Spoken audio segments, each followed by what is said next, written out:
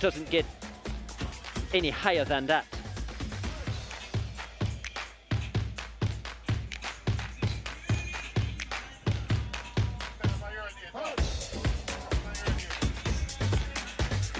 Match week 15, these are the fixtures.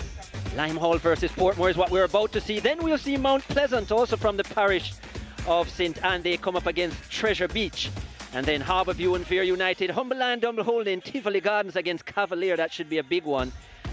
Arnett Gardens against Molynes, and Moby United, they play host to Waterhouse to complete match week 15. The standings will show that Cavalier have taken over leadership of the Premier League for now on 30 points. Second place, Mount Pleasant, who led for such a long time. We'll see them later. They have 29, and you can see in the green the rest of the top 6 which will make it through to the playoffs. Portmore, Tivoli, Arnett Gardens and Dumbleholding. A win here for Portmore United will take them top of the table, at least for now. Treasure Beach and Limehall in the relegation spots and really need results here of positive nature. Limehall just 4 points, 7 points away from safety, and points critical for them at this stage. They're still the only team in the Jamaica Premier League without a win. Well, there have been some changes at the helm for Limehall as well. Let's hear from their head coach, Lulin Purser. Coach Purser, the table doesn't make for good reading, but maybe there was some better reading in the transfer market. The window is still open. Tell me a little bit about it and how is it going for Limehall? Well, it's still difficult times we're in. We're yet to transfer some players that we're really interested in. Mainly youngsters though, from neighboring parishes. We always talk about players coming in, but when you're struggling at the bottom of the table, there's always a big chance of some of your better players going out. At this moment, has Limehall managed to keep all the players that they'd want to strengthen the team around? No, we lost Graham, one of our better defenders, central defenders, and we're still trying to cope without him being here. Okay, Limehall, the only team in the competition yet to register a win. You're playing an informed Portmore United. I mean, what is it going to be important for Limehall today to really walk away with something positive? It will be important for us to change the attitude what I saw here at first. Yeah, I came here, I saw players doing what they feel like doing. You know, we're trying to change the mindset. You know, trying to change the whole culture of the club. We're operating not at the level that we'd want to see in this league. So it's a struggle trying to get there, but the hope is to get there quickly.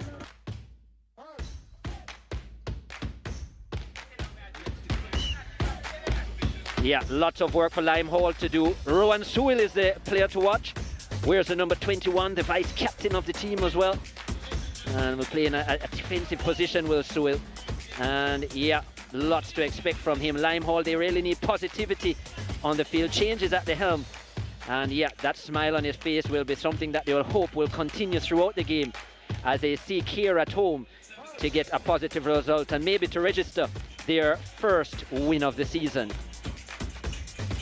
Well, they're coming up against a tough opposition in Portmore. 7 match weeks unbeaten for Philip Williams and his team. Let's hear what he had to say. He was with Dwight Jeremiah as well. Coach, only Cavalier has a better points total over the last 5 games than Portmore. So tell us a little bit of what would have been the cause or the reason for this great upturn in form for Portmore. I mean, it's not one thing, it's about planning and execution, and the guys have really been putting in the work on the training pitch, and I guess the result is the fruit of our hard labor. A win today would get you to the top of the table, if even for a couple hours. How significant a statement would that be at this stage of the tournament for Portmore? Funny enough, I mean, our pre-game talk was surrounding that. I mean, psychologically, it would be good for the youngsters to be at the top of the table, even for a couple of hours. Apart from that, 3 points is important, and that is our main focus coming here today. And talking about youngsters, are there a new acquisition that you think could become an X factor for Portmore to really make a bid for this title? Definitely so. Young Nicole Gale have been putting in a good shift in central midfield, and in the window we have also brought up a couple of our under-20 players who have been equipping themselves well in training, and you will see them soon on the pitch. They always say it's dangerous playing a team fighting for survival. Is there anything about Limehall that makes them a potential banana skin for Portmore today? I mean, they are playing at home, and that is a big advantage. And the surface today is slippery. It may go well for good football, but also it is prone to making some amount of mistake. But I mean, the guys are prepared, and they'll put on a good show today. Siobhan Walsh, he's a big deal for them. Portmore United, 7 goals on the season for the big forward, and just second on the goal scoring charts in the Premier League for this season. Had a slow start, this Siobhan Walsh. He'll wear the number 9, and yeah, they are expecting more goals from him in this fixture. There's a Portmore bench, and they'll be coming into this one very confident. Philip Williams, Kevin Deere and company. We go to a break. When we come back, we'll have walkout, starting lineups and Premier League action.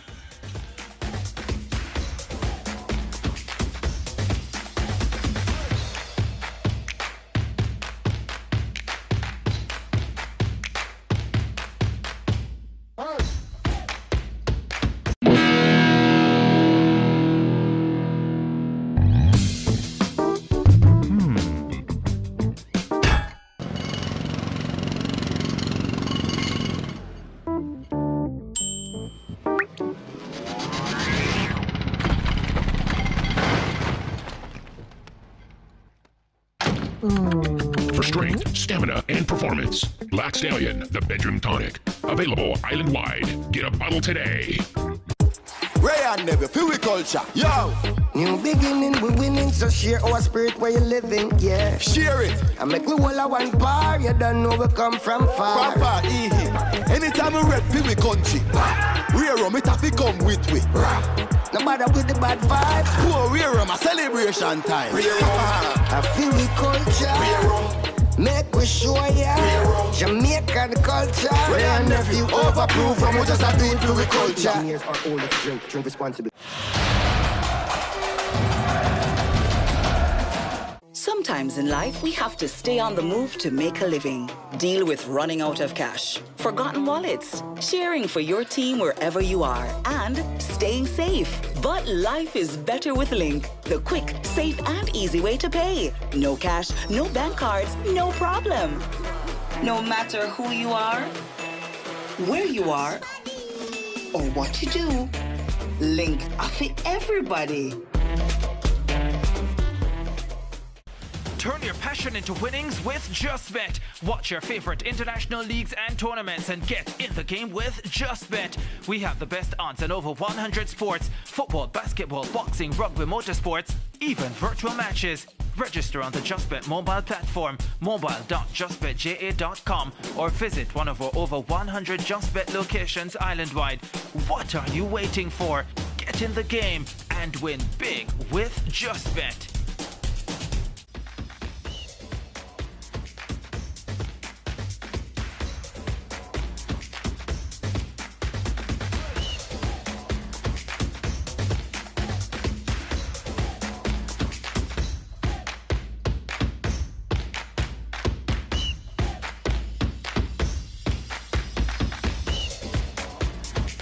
Jamaica Premier League action on the North Coast.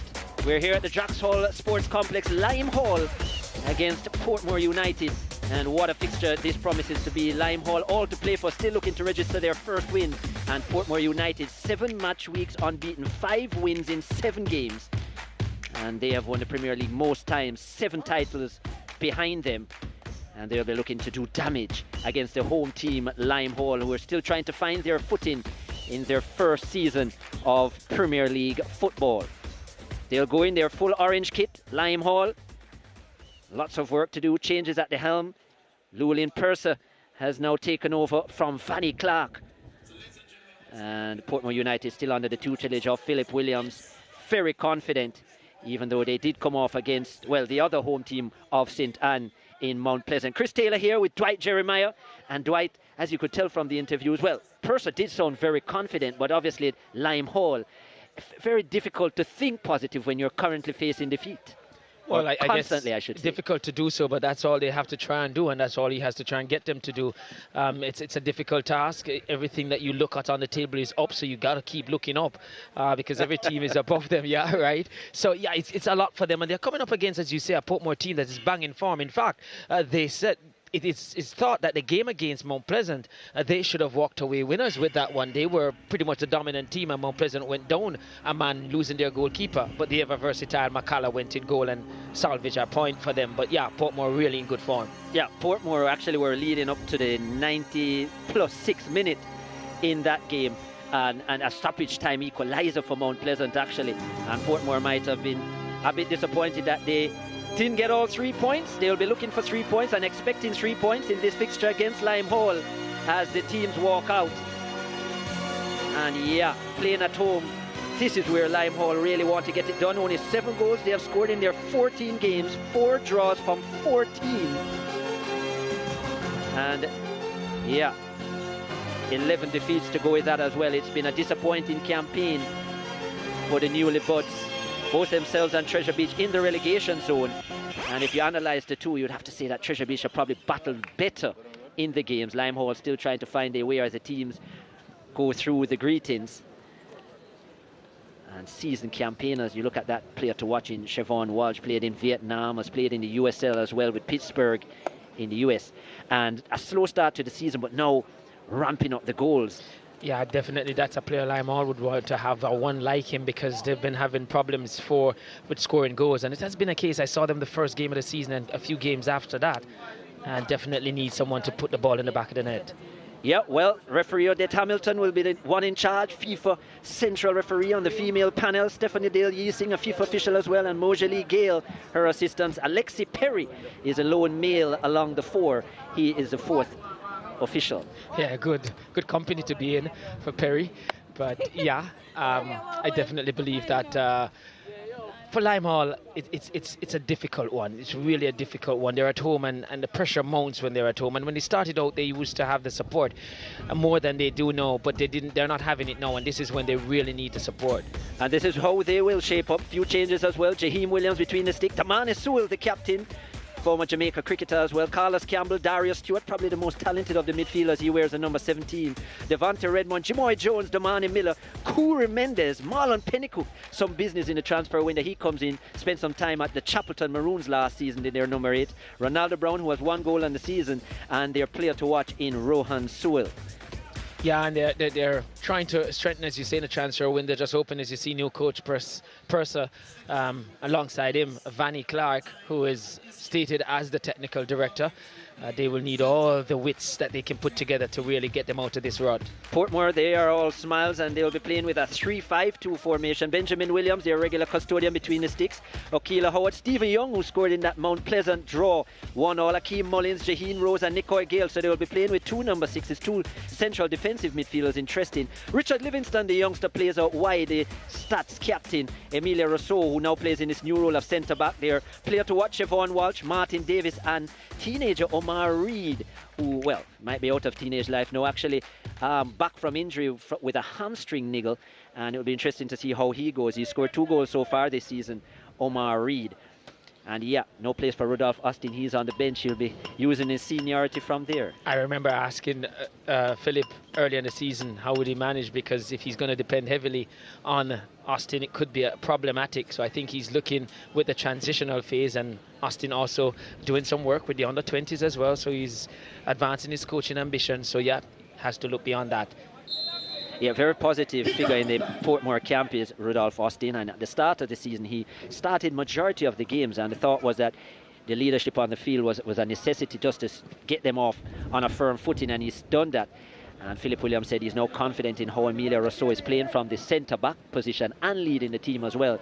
And now Rudolph Austin can maybe help with the coaching, as you mentioned, and so on from the bench. And even in terms of the substitutes going on, some useful advice for a player who has played so much. And if we were, from my vantage point now, looking at his position on the bench, he's sitting right next to the technical team. So, yeah, I guess he'll do a bit of that.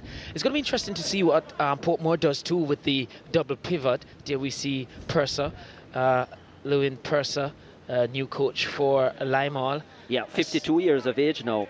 Dwight. Has been inactive, though, from coaching for a while. For a while. Did lead Star Cosmos out of St. Mary to the Premier League back in 2003. Did have a season up there, and they represented themselves pretty well. They are no more, our Star Cosmos. And after that, as Portmore drive forward into the area, well, the flag was late. Quite late as well. Davis was looking to drive into the area. But yeah, Purser has been around for some time. So has Philip Williams, as we see him now, head coach at St. Andrew Technical, who at this high school level had a disappointing end to their season, but really growing in stature here at Portmore United. And I don't think at the start of the season they would have envisioned that winning this match today would have taken them to the top of the table. I think they would have been comfortable maybe with just a playoff berth. But yeah, I think it has better. really taken a turn, and he said organisation and tactical preparation. And he did say that was a part of their team talk this morning in the changing room about the fact that, yeah, if even for a couple hours until Cavalier plays, then they could be at the top of the table. And that's good for them. Broken up here, looking for Walsh on the edge of the 18, and back header from Jones. And Limehall with an opportunity to clear. No certainty or real desire to get on the ball. As now we see, I see Livingston getting inside, and yet Limehall now with an opportunity to come in with Pinnycook. I saw something just now from the number 45 for Limehall man then. I mean, a ball was played over the top. It wasn't accurate, and he just gave up chase when there was a real chance of him putting the defender under some pressure. Yeah, and that's not going to be something that is going to help Limehall. They're going to have to be all putting every effort into their survival bid. Yeah, confidence obviously a problem, as we spoke about that. You know, how do you lift yourself when week in, week out you're suffering defeats? Yeah, that's something I thought of when they started the season. They started sprightly, did well against Montego Bay United here, I felt. And a couple of games after that, a few games after that, were really looking good, but just not scoring, dominating teams here. I remember them dominating, I think, Waterhouse. We are seeing here some Treasure Beach players waiting their turn. Later will be playing Mount Pleasant, who've been knocked off the top of the Premier League by Cavalier. Yeah, lots of work for Treasure Beach to do as well. Unlike Limehall, I actually think that Treasure Beach, Limehall started the season well, but since then I think they have been definitely second best in a lot of the games. But when you look at some of the Treasure Beach performances, I think they have been right there and thereabouts. Some close losses, and I think they have probably competed better throughout the 90 minutes, but minor lapses in concentration. I think the Limehall defence at times have been a little bit too generous, maybe. I think a turning point for them, I think, was when they played Cavalier here, and they were leading that game 1-0, and Cavalier scored an equalizer late in the game. I think it was the 90 plus minutes, and it was a handball by I think it was Ronaldo Robinson, who scored that ball clearly off the arm. And I think that day, you see a shot there from Portmore way off target. But yeah, on that day, I felt had they gotten that result, could have been a catalyst. But it never materialized, and you know, sad that they had to encounter such a decision on the day. And since then, it really has not really turned for them. And that result, I mean, you're stretching back to early November, end of October, so it just shows you how much of a struggle it's been since then. I mean, they've played they've played almost 10 matches since that. But when you're new in it and you have no experience of anything to draw back on, it's those things that will help you to feel like you belong. And then you look at it and say, hey, but we beat Cavalier, who's not at the top of the table. Maybe you continue to believe you can use those as a coach myself in the dressing room, in your motivational speech, to say, look, we can compete. Not having those weapons, even figuratively to speak of, is really hurting them. But they have to dig in. Well, digging in is what Mendes is trying to do as he puts pressure on Rousseau to break up the play, but Pennycook can't keep that in. And Purser, who, as I said, did great things with Star Cosmos, getting them to the Premier League, but he's now in the Premier League, so it's a different proposition now. It's one thing to get to the Premier League, which is what Limehall has done, but to stay there. So many of the recently promoted teams over the years have gone right back down after their first season. So Limehall, and based on how things are trending, they are heading in that direction. Here's Livingston, the youngster, Danger technical captain driving and trying to get that into the air. Finds Watch.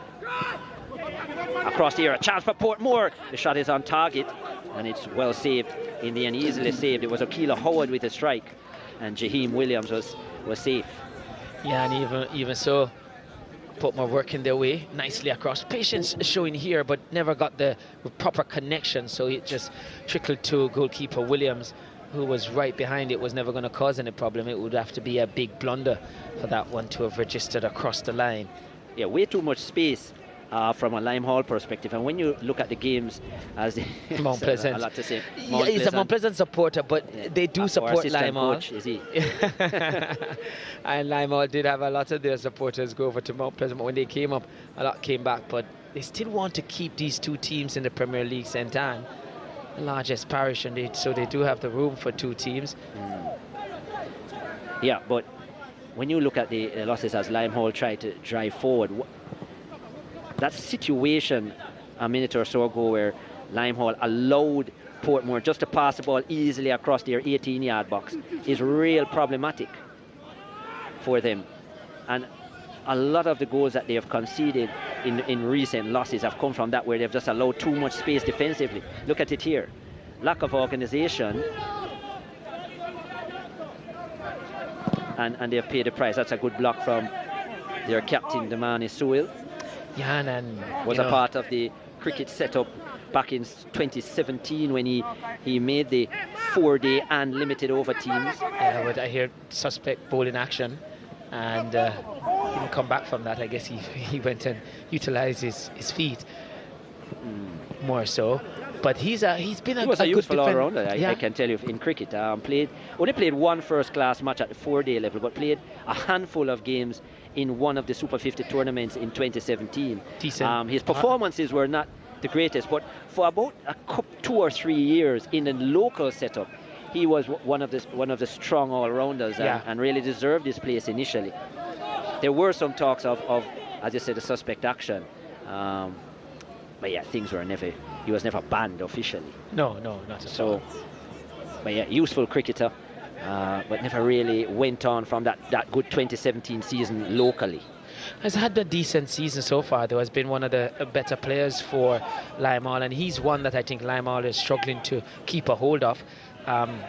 He's a good transfer in terms of acquisition, and he is a man from the parish as well, because he works with Marcus Garvey as well in the high school setup. But I do know that he plays cricket for St. Anne as well, so I'm not sure how far he will go. Yeah, well, he has suitors, and for now he's at Lime Hall and focused on keeping a clean sheet for them and giving them a platform to try and get some result here against this high-flying Portmore United team, who's second in the table, could go top with a win here, if even for a couple of hours, as we've said, and really maturing nicely. Yeah, well, foul in the play. It will be a free kick to Portmore. Not the easiest surface to play on here at Jacks Hall. I know it's constantly a work in progress, but still a bit uneven, and so the surety of the bounce is not quite there, and we've seen generally how many teams has been affected. I think it always takes a little bit away from the quality, because if you have to be thinking as to whether the ball is going to come to you evenly, then it's always a problem. As it's switched to Livingston, let's look at how that bounces over his head. Quite a bit of rain over the last couple of days, and I think maybe that might actually help the surface somewhat, not making it so hard. Somewhat, yeah, it will. A few areas where it might be a little bit more saturated than others. It tends to drain towards the middle at times. Really strange. I've had to take my teams here to play. And I've had a couple of games you could see in the goal area. Yeah, always a problem. In both goal areas, always a problem. And that's a big deal, because obviously for sure you want the goalkeepers to have firm footing or proper footing. I mean, it's one thing as an outfield player to skid every now and then, but you don't want the goalkeepers to be going through that. So you look at the teams and see their approach. Do they look to shoot from distance too, to go to either side of the goalkeeper, giving him some work to use his feet a lot to shuffle across? The conditions are there. You have to play in them, so maybe... Long pass over the top. Nice. Finds Reed. Now back to Rose. Not the best control from Rose. Ball bouncing up now, looking for Livingston, but that was very ambitious. And with Richard Livingston so wide, I don't think that was the pass that he needed to play. And now Lime Hall with a chance to break. Here is Pennycook, has always been a speedy player from his days at Jamaica College. Pennycook on his favoured left side can't generate the power, and it's easy for Williams, but that was a nice run from Marlon Pennycook coming into this squad and looking to make a difference. I think he had Ronaldo Brown to his right, and that could have been an option because he did take the defender with him. Here's Davis into the air for Walsh, and well, it hits the upright and goes wide. Siobhan Walsh, and just like that, Portmore on the counter. And yeah, we know how dangerous he is in the air, and that was a lovely ball into the power over the top, just beating this eye line from Lime Hall. And I tell you what, had it gone on target, Williams was rooted to the spot. There was no chance. I was talking about either side, and that's the play there from Lime Hall, their attack. I just felt he could have picked out Ronaldo Brown to his right. On his favoured left foot there, he wasn't going to give it up, was he? Because Mullins had gotten a bit too tight, and I understand that. But when you're struggling for goals, if there's an open player and you're under pressure, favoured or not, maybe you could make that pass, and maybe could have a case it was on your favoured left foot, so you could make that pass. Portmore now on the attack again. It's with Walsh, who had the opportunity moments ago and got a bad bounce there and deflected. But Walsh, what an opportunity for him, and there's no way Williams would have gotten to that ball had it been a few inches to the left. Ended up hitting the upright. Yeah. Nice ball into the air. A chance for Lime Hall, and it's over the top. Wow, what a miss. Ronaldo Brown. Well, Dwight thought 2 minutes ago he should have been played in. This time he was played in, and he cleared it like a defender. Whether it was deliberate or not from Campbell to play him in, it did come to him. And yeah, he should have really gotten that one on target. Again, it was Pennycook again in the mix of it. And Campbell, I think, might have been going for goal as well. I think when we look at, he shaped and was going across, but whatever he was doing, it did fall nicely for Brown. And Lime Hall should have been in front. And it's reminiscent of what I've seen. It's like deja vu when I saw them in the first game against Montego Bay United here. Lots of opportunities in the opening half, and ended up, I think, losing that one or drawing that one, but really should have walked away with 3 points. Well, Portmore United, they have been the hardest team to beat this season. Just 2 losses and 9 goals conceded, the least in the Premiership. But they were wide open with a Philip Williams team. Always build and proper organisation, platform, and then go over the top, looking for Pennycook, but even he is not quick enough for that with the breeze. The sun is out now, and did question whether it was really 30 degrees Celsius at the start of the game. Might be getting there now. It might be getting there now, yes. No, this is where Lime Hall many a time find themselves exposed. They eventually get it away. The strongest bit of defending though. And well, that pass certainly not to its intended target from Sewell, the player to watch. Just about 15 minutes in, and Lime Hall so far have kept Portmore United scoreless, even though they have managed to hit the upright. Siobhan Walsh, no surprise there, leading goal scorer for Portmore this season. He is the player to watch. Apparently Lime Hall wasn't watching him closely enough. And even though he had that opportunity, probably the best chance did come to Lime Hall, and Brown should have at least hit the target. And had he hit the target, I think Williams would have been beaten. Instead it was over the top, and there's the confidence we talk about. Nice pass from Pennycook. Pennycook has been bright in these first 15 minutes. It was a bit in this attack here. Normally you want to have players in all 5 vertical zone. Lime Hall they had players supporting the ball 3, but there was nothing on the other side to really switch on that passive side, and it's a limitation for them, and it makes for easy defending. Oh, nice idea then from Pennycook. I think with support around Pennycook, they could cause some problems. So maybe it's still in the transfer market. I know some players are supposed to come in, some I've worked with, I think, so hopefully will bring some help. Yeah, we'll see. Here's Pennycook now. Seen a lot of the ball in the opening stanza.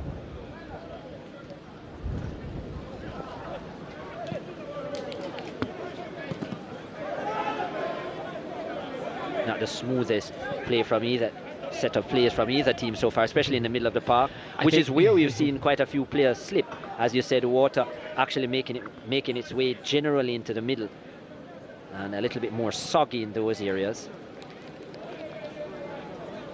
You know, sometimes as a coach, one of my concerns going up against a team that you're expected to beat, a lot of times your players just drop their level to that team, and they look as ragged and as poor. Portmore definitely has not looked the team that is in probably the second best form in the league at the moment. Not probably, but the second best form in the league. 4 wins and a draw in their last 5 games. Cavalier all 5 wins.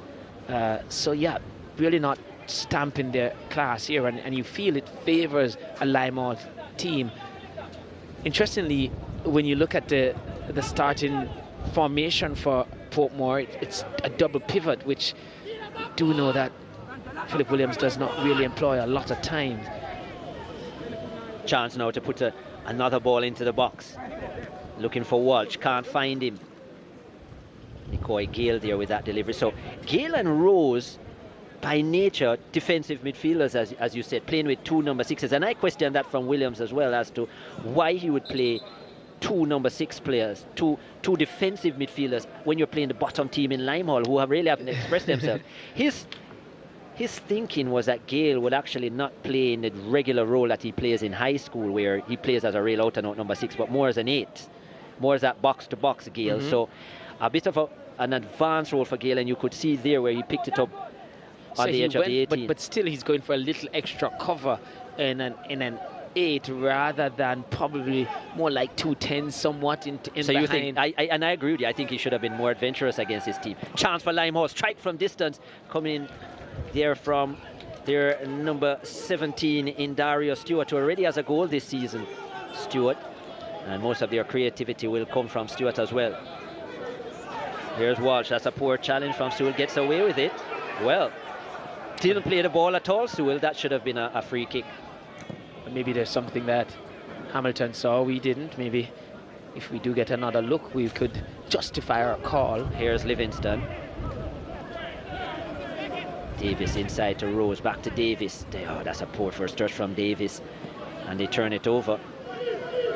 Nothing going forward. All 11 of Limehall's players in their own half, and so there's no opportunity to transitional break. Play, yeah, very poor. I saw it moments before now, about 2 minutes ago. They picked the ball up just on the top of their 18-yard box, and there was just no players looking to run beyond it.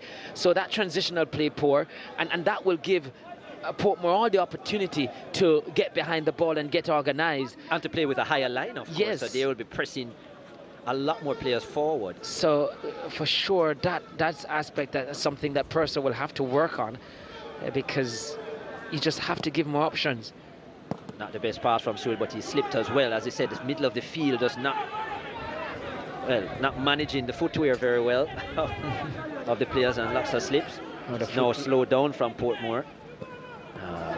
That's not a good pass, and we've seen so much of that in the opening 20 minutes. Now with Howard.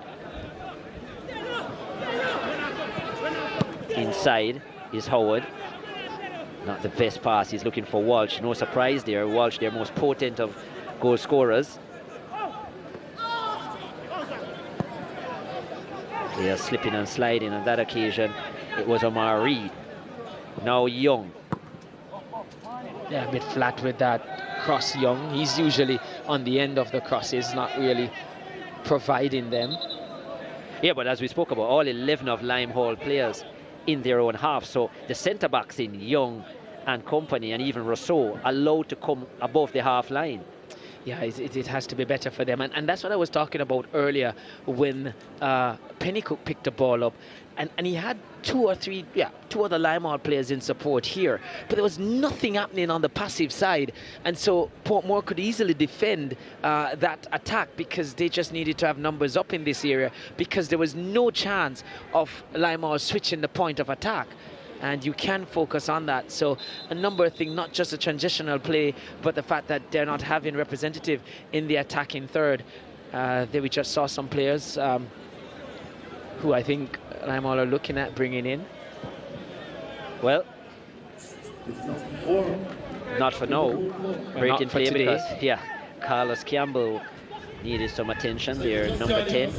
You see right in the middle there, Kevin Clark, who is currently on loan from Holland United, had Harbourview, maybe come in here on a loan spell as well. There he is in a Nike shirt in the middle. Flanked by J. Mars Kyers, who was at the track meet at Calabar yesterday, player at William Niven in the Costa Cup. You know a little about that school, don't you?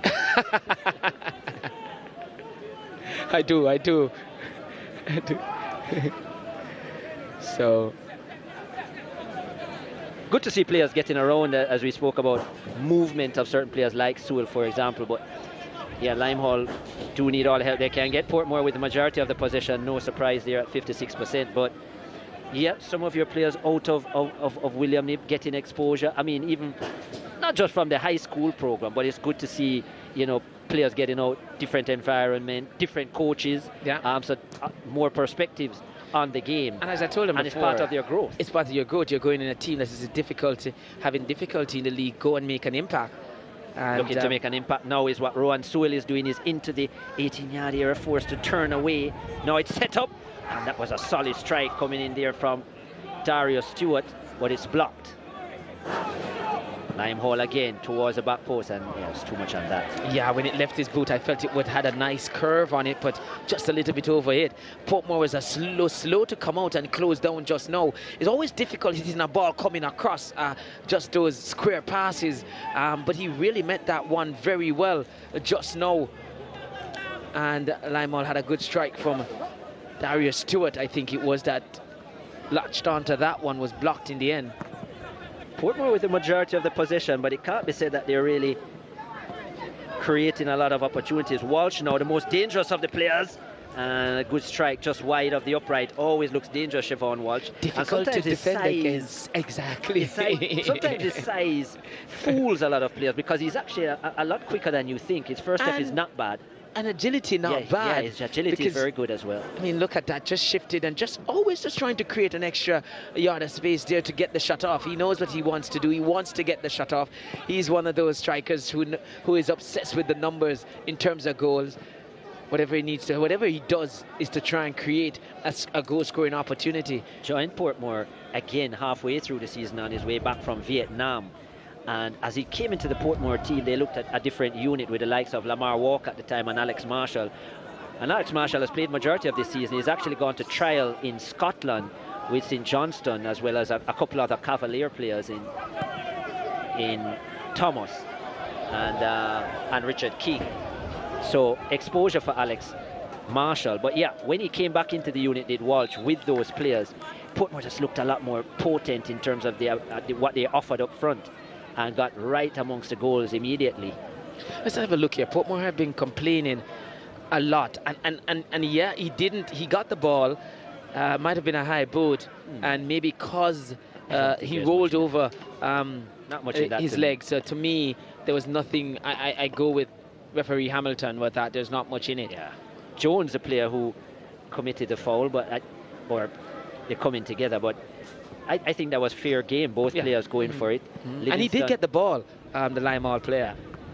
Yeah, Jamoy Jones. I think it was just the fall here for Livingston. New acquisition there. Mount Pleasant, there's Shaquille Bradford. Yeah. Sold from Waterhouse. He was actually on loan at Harbourview, was Shaquille Bradford. And Harbourview wanted to make the purchase, I guess, but maybe was outbid. Yeah, 7 goals on the season for Shaquille Bradford at Harbourview, and it was my prediction, especially with how he was going at Harbourview, that had he stayed fit, I thought he would probably have raised a golden boot at the end of the season. He's really looked good, and he's does miss a lot as well, because he constantly gets himself in positions. But he's coming as a team where service shouldn't be a problem. Service shouldn't be a problem. Let's see if he gets the game time of the same nature that he got at Harbourview, because obviously a lot more options. Yeah, he was the main man at Harbourview. And the team was built around him, Bradford. They were always looking to get him in the frame. And they were looking to get Pennycook in the frame. There were Limehall, but not quite as accurate as they would have wanted. Yeah, Bradford, very good number 9 in this league, and Mount Pleasant would be hoping that he continues to score. Walsh felt that it was really light work made there. He felt there was not much in it. I felt so too initially. Use his that body. Pennycook went down a bit too easy, but it did convince referee Hamilton, and Limehall now will have an opportunity to serve the ball up. Jones, the man with it. Yeah, Jones to take the free kick. Well, his socks aren't a normal colour, very bright. You're not seeing it fully on screen. Nice ball towards the penalty spot, but cleared by Rousseau. Well, How do you think Rousseau is adapting to his role, not playing in a regular left-back position, but more of a centre-back? Well, it has been good for them. Who am I to say that not been good, because they have managed just 9 goals on the season. Yes, he has come in late, so they haven't conceded a lot. They have been winning, so for the moment it's working, and as long as they're winning and he's playing, he'll continue to grow and learn in that position. And across the back line, I don't think it's too difficult to adapt. I think he's been doing very well. Towards the near post is this delivery, and well, it was met by a Limehall head. It was the captain, Damani Sewell. It was. And he headed over the top. Good connection. Yeah, I think he ought to have gotten that one on target. I mean, he met it well. No, but always going to be difficult when I look back at it here, in all fairness to him. Was outside the front post, so a lot of neck muscle required to flick that one back on target and keep it down. So, yeah, not the easiest of headers, but that's a good attempt again from Limehall. Charles, no, here's Reed out wide. Not the best pass from Reed. Should have been probably looking for Livingston, his former teammate. Both Reed and Livingston, of course, from St Andrew Technical.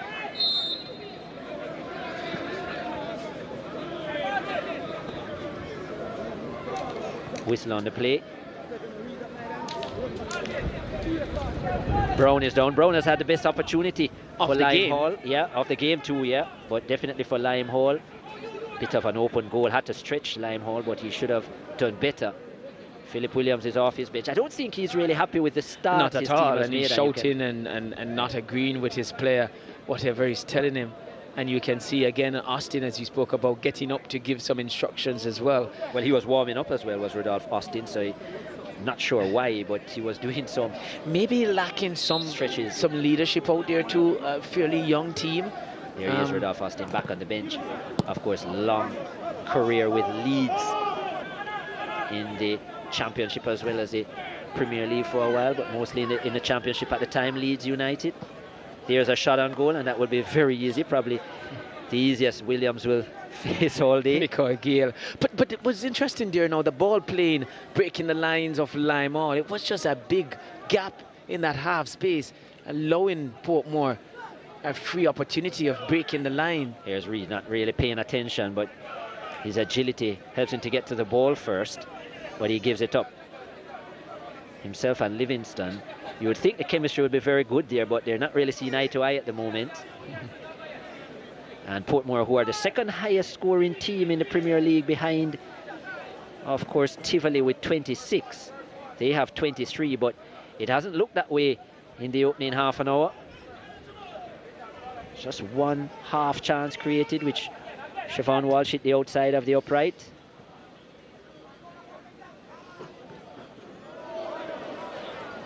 Broken up again. Here is Rose.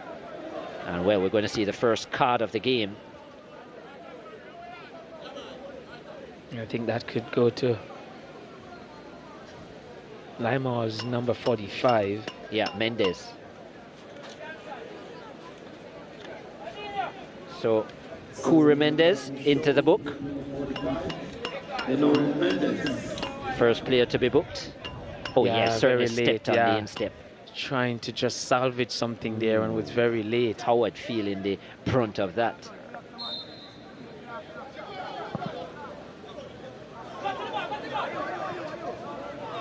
Download the SportsMax app today from your Google Play Store or the Apple App Store and watch amazing sporting content on the home of champions. Now Portmore driving forward. Davis, has he stayed onside? Yes, he has. And Portmore will win a corner. Yeah, check out the SportsMax app. Australia, West Indies, Test cricket going on. West Indies struggling at the moment and looking to make amends. Well, many would say they expected them to with the nature of the team that was selected to go down there. Some expected an embarrassment, but African Cup of Nations, lots of football going on. There's the Trinidad Premier League as well. Champions League, UEFA Champions League. Not to mention other sports like horse racing, WTA tennis, although the Australian Open is going on now, not on the home of champions, but yet WTA tennis as well, as Rousseau puts this into the area. And it's somewhat clear. And Davis with a strike off the upright. And Jaheim Williams was beaten there. And luckily for him, his crossbar saved his blushes. Nice volley coming in from Martin Davis. And now Walsh made good connection, but always going over the top, nowhere close. But the two blonde-haired attacking players for Portmore causing problems. It just wasn't cleared well enough. It's a looping shot in the end. Williams late for it. Yeah, might have been under it, saying if it was coming down. But Portmore coming close. Still wouldn't say that's the best chance of the game, but hitting the woodwork. No, that certainly wasn't the best chance. I think he made the most of it. Into the air, a real chance now for Lime Hall.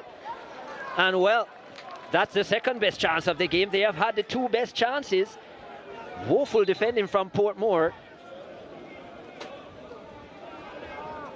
Yeah, Benjamin Williams had to make himself out. Really rushed off the line very quickly. Made the block. Yeah, made the block using his feet. Was it Mendes again? Yeah, it was Mendes. The pass wasn't intended for him, but it came to him. It was actually intended for Brown, who slipped. Yeah, I give Williams a lot of credit. I think he really anticipated, left his line very quickly, and I don't think Mendes had the opportunity to fully execute, and he was on him in a flash. Injured himself in the process. But from a yellow card, almost went back into the referee's book, but for a much more a pleasant situation in terms of scoring the goal. But a yellow card just moments earlier, but was almost on the score sheet as well. We'll look at the number of chances missed in this game. Portmore, they were first to get a chance. It was Walsh, and Williams was rooted to the spot. That's Jaheim Williams in goal for Lime Hall. 2 Williams in goal, and that was Campbell across to Brown. That is still the best chance of the game. Always stretching, not anticipating. Well, Walsh again just creating some space for himself, shooting just wide. Jaheim Williams just guiding that one, and then Campbell playing it inside, and just now it was Benjamin Williams who thwarted that attempt from Lime Hall. So a lot of chances in this game. You can't say it hasn't been the best watch in terms of technicality all over the pitch, but certainly maybe because of that, a lot of goal-scoring opportunities for both teams, but faulty finishing the order of the day. Yeah, we have a break in play again as assistance is being given to Benjamin Williams. He's still not comfortable, Williams, and I'm wondering if there will have to be a forced change. Yeah, Williams is saying he can't continue. So another Williams, Tyrone Williams, apparently is on the bench there for. Yeah, and he's been warming up as well, so he might be brought on for Portmore. So the day of Williams in goal. Yeah. Get a change, but you still call Williams. So probably easy for us in the commentary box. Yeah. Of course, Jaheim Williams, the goalkeeper for Lime Hall.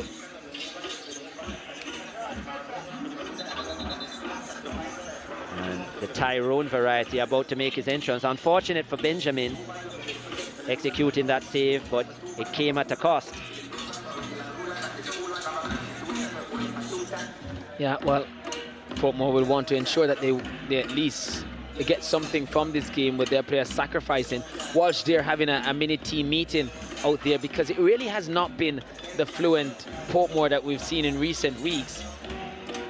Young there, very pensive with his thoughts, listening to Walsh. Walsh just trying to get the troops going, because at the moment they're losing their #1 goalkeeper and have lost the better chances to Lime Hall. But luckily for them, it is still the first half and it's still goalless. Portmore United, they will hope it's not a long-term one to Benjamin Williams as well. Yeah, they'll be hoping that. Portmore United, who currently sit third in the table, 14 games they have played. They have 8 wins from 14 matches, 4 draws and 2 losses. Second highest scoring team with 23 goals. Best defensive team, just 9 conceded. As there's a confirmation of the change, Tyrone in for Benjamin. And we'll see how that goes as play is about to resume. But yeah, Portmore in third position and 5 wins from their last 7 games, 2 draws to go with that as well. So 7 match weeks undefeated. Limehall, they sit 14th out of 14. No wins, 4 draws and 11 losses. 7 goals they have scored and conceded 29. So it's been a good start for them, a promising start. They have created the 2 best chances and they have limited Portmore's attacking prowess. Portmore with somewhat 11 players in their squad who have scored already this season. And they just need one to score here now to put them in the ascendancy. So broad spectrum of scorers from a Portmore perspective. Of course, yeah, Walsh has 7, but apart from that, quite a few scorers. And to think that Alex Marshall is not even in the squad, who has 2 as well. So 12 goal scorers overall for them. Reed looking to play the 1-2 with Livingston. It doesn't work out, but Portmore will have a corner. Yeah, another opportunity for Young to come forward, their central defender. Second corner for Portmore United. Young, pretty much a target player. And you could hear Philip Williams telling him just watch the ball first. Last season, interviewing Stephen Young, he said what he wanted to do was add a lot more goals to his resume. Ended up with a couple goals at the end of last season, an important goal too in the Lime Cup, I remember, against Malines, which carried them through. And against Harbourview. Yes, but just 1 so far in last time out against Mount Pleasant.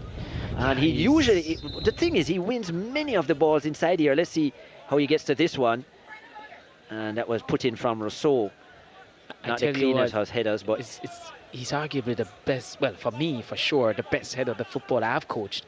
I mean, from Major League with Holland, I mean, he scored a lot with his head. And he just had a knock for where the ball was going, turning up. I tell you what, his timing is good, but his anticipation as to where the ball would go is excellent. As you don't coach that. He brought that to us, and we just try to help him to be better in terms of hanging in the air and stuff like that. But he was a bullet header. I mean, he's so good at it. I remember in a Major League game, a goalkeeper said he literally felt the ball on his fingers, and Stephen Young headed in. After that, he was picking it up out the back of the net. Yeah. He's a brave guy as well. So. No, in the Premier League games generally, he wins most when he's in the headers. But in terms of scoring, it just hasn't gone his way. I remember majority of the games, just think, how many headers is Stephen Young going to get? He would get 6 sometimes during the course of a game. As well. Yeah, but just wasn't scoring them. And I'm not sure what the difference was for him in terms of Major League to Premier League in terms of finding the back of the net. But he certainly continues to win a lot of the aerial duels. I guess a little bit both more ends of the pitch, up in standard and the physicality in there. Sometimes in teaching, defending, even at the back post or in the box, sometimes you don't try and win the ball, because most times he will win it. Just a nudge while he's in the air to get him off balance, and maybe he's encountering a lot more physicality. Not the best clearance there, but Limehall will have a chance to move forward, but nobody in a forward position apart from Brown, who was on the blind side. And they just turned the it over yet again. You felt could have come from Mendes there. Here is Portmore looking to come out with Young.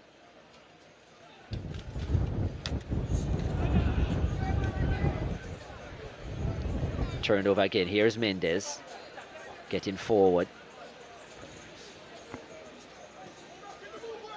Just swings it in, hopefully. Comes to Pennycook. The touch is good from Pennycook. There's a challenge. And Odette Hamilton is not interested at all. Brown went down under the tackle from, it looked like it might have been Rousseau. And yeah, Odette Hamilton was never interested. Interesting call. Yeah, I guess we'll get another look at it soon. But here is Jones into the area.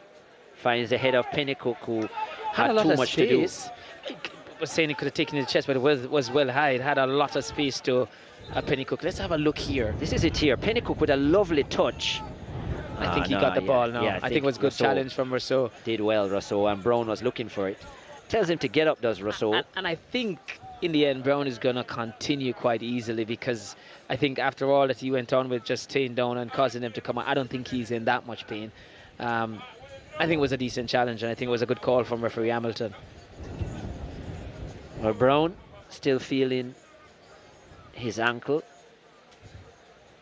and Rousseau, who definitely toe poked the ball before making contact with him. As I said, I thought from he felt Rousseau, he was looking to go down Brown, but it was a good challenge from the Portmore captain. And I guess at this stage, I mean, it's worth a try for Limehall. You need something, and I guess sometimes coaches will say to them, why didn't you go down when you felt the challenge or felt the contact? But we just get a shot of Gawain Austin, who'll be suiting up for Mount Pleasant later. It almost looked like Gawain Austin, the nephew of Rudolph Austin.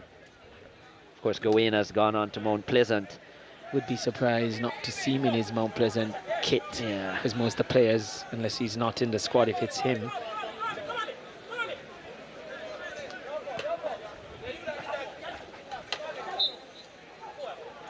Decided to leave his uncle here at Portmore to do his senior citizenship duties. As I said, there we see Brown running, jogging back to the halfway line, and probably continue grimacing a bit.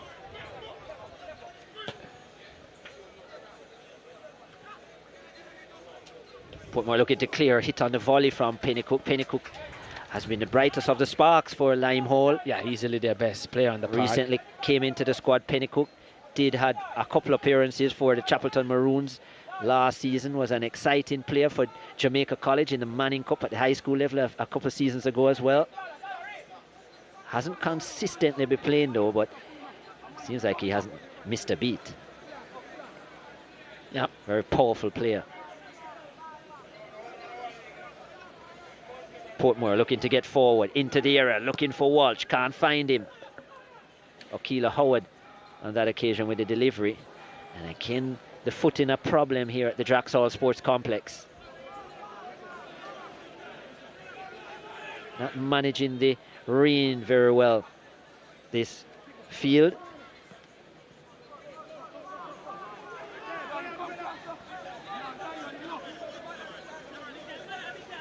Livingston. Will be a throw into Portmore. Still no goals and just about 90 seconds to go in the first half. Match week 15 in the Ray and Nephew Jamaica Premier League. 3rd versus 14th. And Portmore a win today, and they go top of the Premier League, at least for now.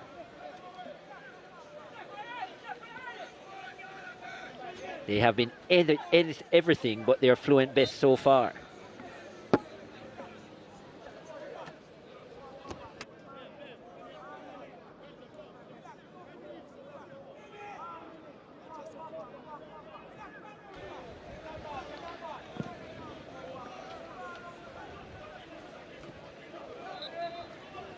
Will be a free kick to Limehall. Mendes pushed in the back.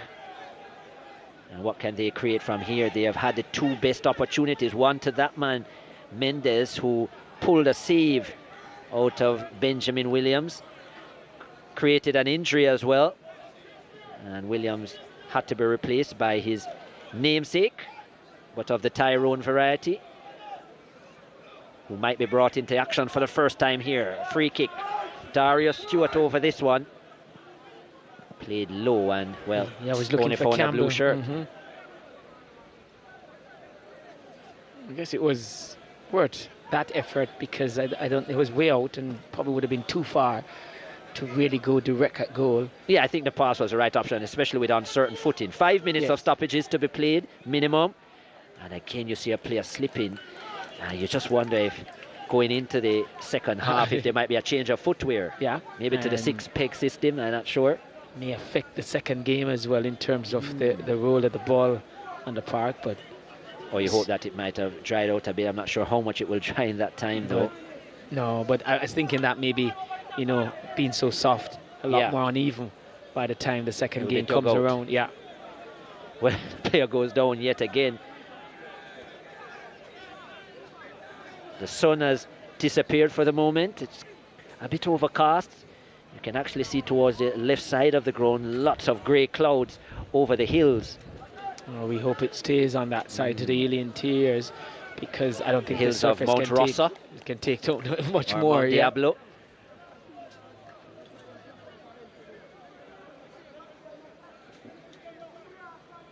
Of course, towards those hills are where Mount Pleasant are located as well.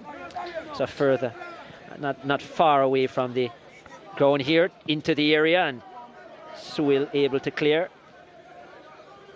Now here's Pennycook, but it's broken up by Portmore. Now a chance again for Livingston. Very timid in his approach there, though, Livingston. And lots of complaints about his energy at the high school level when he was playing for St Andrew Technical, Livingston, that they just didn't think, he was a captain as well, but just didn't think that the energy was positive enough. I think he saw the challenge come in there and just so I'm wondering, I'm eager to see how he will deal with this level, a higher level here. Was a part of the all-Manning squad as well, was Livingston. Goal scoring winger, scored up to 9 goals in the season. Yeah, they'll find acclimatizing here a little bit more difficult because of his frame, physicality. Yeah. This league is very he does physical. have good height, but as you said, not the biggest in stature, and doesn't play with a lot of body, not aggressive in his way. Here's a man who is aggressive in Walsh, but again, just looked like he had a half slip there. Yeah, I just got away from him just as he was looking to pull the trigger.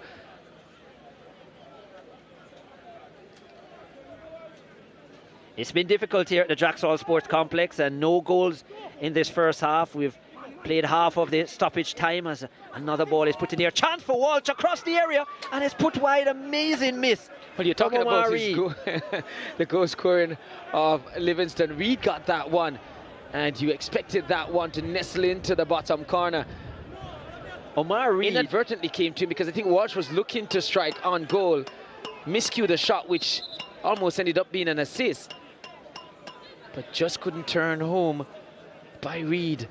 2 goals so far in the season, one being a penalty from Omar Reid. That could rival the chance and given. There's the footwear we spoke about, Dwight. That could rival the chance gotten by Brown for Limehall. But yeah, they're going to prepare themselves for the second half.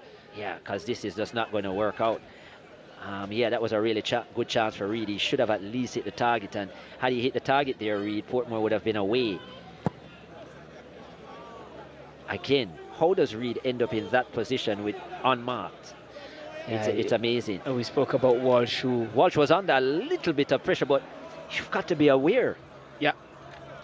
From a defensive perspective, and that's where Limehall, for quite a lot of this season, have been found wanting. Here's Reid again.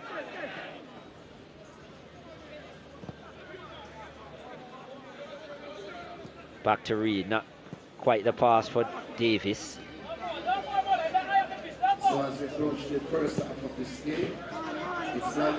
Again, there's a slip, and so Rousseau easy to Livingston. Livingston on this occasion uses his body well. Looking for Walsh, finds Walsh now. Walsh, and the flag is up for offside, and he's slipping and sliding anyhow. Det Hamilton didn't initially see the flag. I don't think Walsh had covered himself in glory either. Well, definitely didn't score, so not that much glory. But when he cut back inside a second time, I think the opportunity had gone. And he wasn't aware that the flag was up, so he was still looking to work an angle. But was always being crowded out by the orange shirts there. So Edith Hamilton signals that it is off time. Yeah, the 5 minutes have been played, and 0-0 between Portmore United and Limehall. It was just a few weeks ago that they played for the first time. On that day, it was 3-0 to Portmore. So far, a better showing from the bottom of the table opponents in Limehall, who are playing at home and have kept Portmore scoreless. after 45 minutes here at the Draxall Sports Complex. We're on the north coast of Jamaica in the Ray and Nephew Jamaica Premier League. At half-time, Lime Hall 0, Portmore United 0.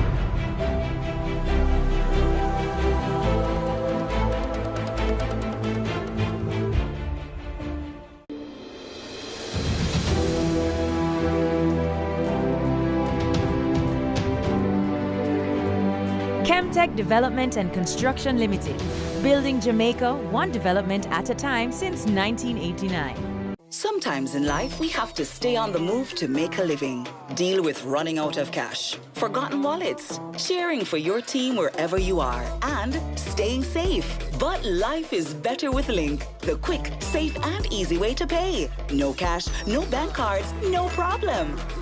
No matter who you are, where you are, or what you do, Link fit everybody.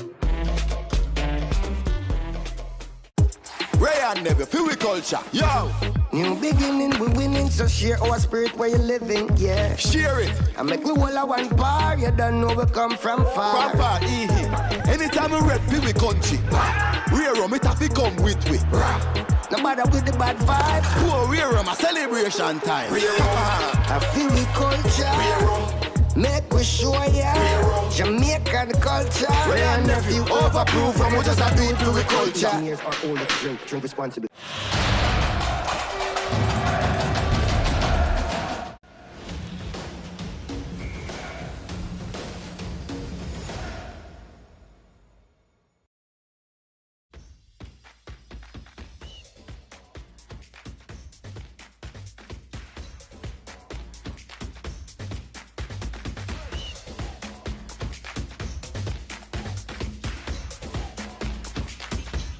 Welcome to the Garden Parish, St. Anne, where we're at Draxall, where Lime Hall are looking to stave off relegation and survive, while Portmore looking to rule the roost.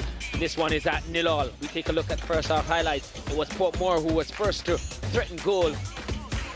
Sewell there intercepting, but nice patient work here from Portmore. But when that shot came in, it was tame in the end, and Howard didn't really get behind that one. Portmore would come again, this time Walsh getting on the end of it. Had a free header, would have wanted to do over with that one because had a lot of time.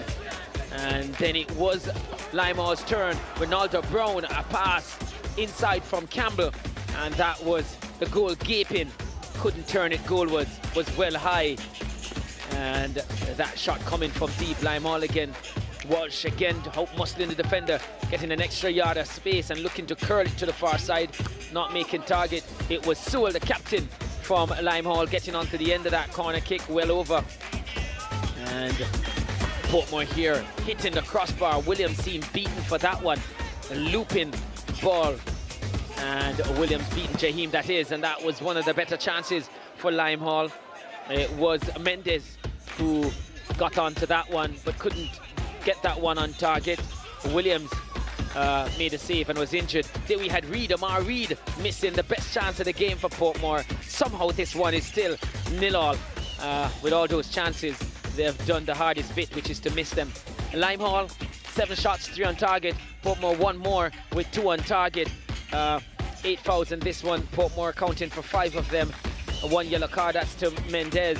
No red card, offside, and 2 corners apiece. 2 saves for Jaheim Williams in goal, and 3 saves between the 2 of them, the Williams, Tyrone and Benjamin for Portmore. 53% of the possession for Portmore. Lime Hall with 47. Janae is in the stands with a spirited fan in this Ray and Nephew moment.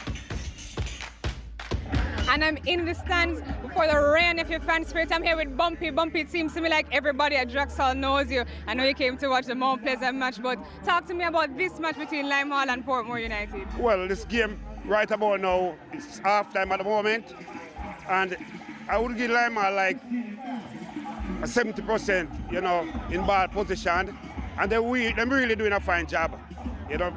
But I see, you know, weird little laps and stuff like that, but, you know, them getting it because it's a new team at the moment. I see some new injective players and things like that, so, you know, they're doing pretty fine.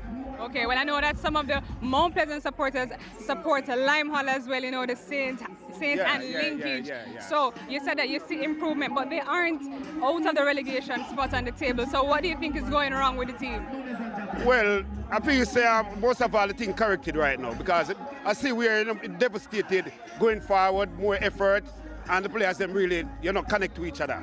Well, look at Portmore on the other end. Portmore is a team that has only lost 2 matches. It's a strong team. They're up on the table. So don't you think that they may pose a challenge for the Limehall team that you're so proud of? Well, you know, Portmore, you know, is a champion team. And you really know Limehall put in that challenge there. You know, they are deep guts and stuff. So even if they really even last or the draw, thumbs up to the Limehall team, you know, because they're playing against a champion team. Well, Bumpy, I know you never get to watch a Chelsea match, but you are watching the Ryan Nephew sponsor Jamaica Premier League. So before we leave, give me a score prediction for this match. Well, Limehall won. All right, well, fans, you've heard it here first. We'll be back later with more from the fans for the spirited moment, but after the break, it's more football. Stick around.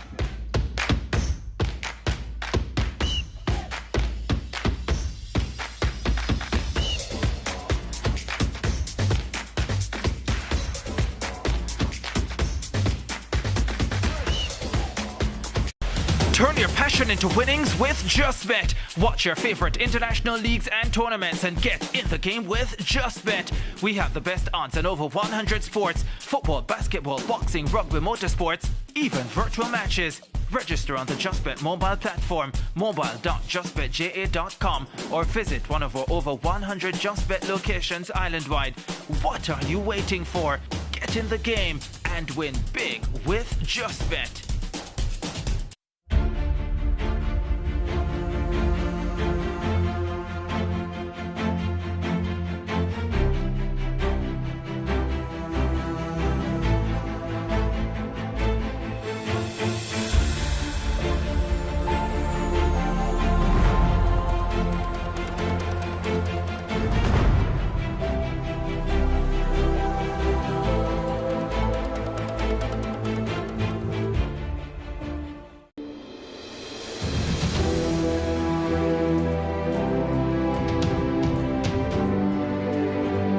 Chemtech Development and Construction Limited, building Jamaica one development at a time since 1989. Textbook free kick from Stuart Armstrong. This season, it's all about the celebration, the laughter, the fight, and of course, the game. Watch English Football Championship, League One, and League Two on your home of champions. Catch every game. Watch on the SportsMax app.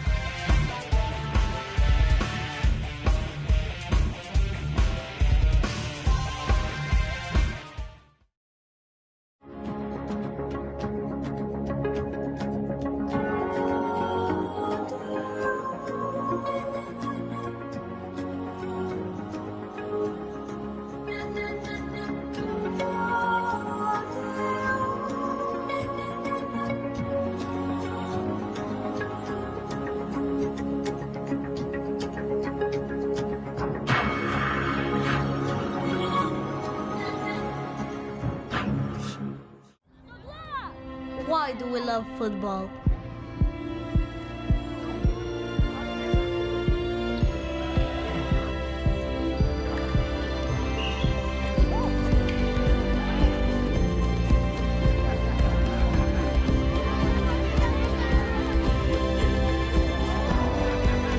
Because out there, on that pitch, we're all the same.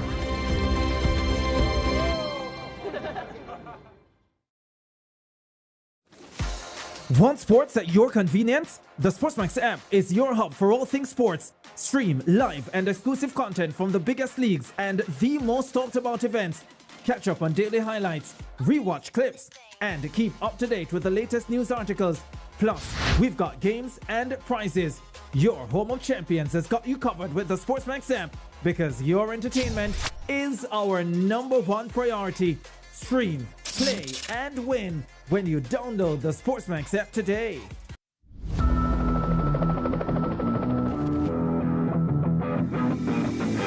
Victory for Manitou Agopena.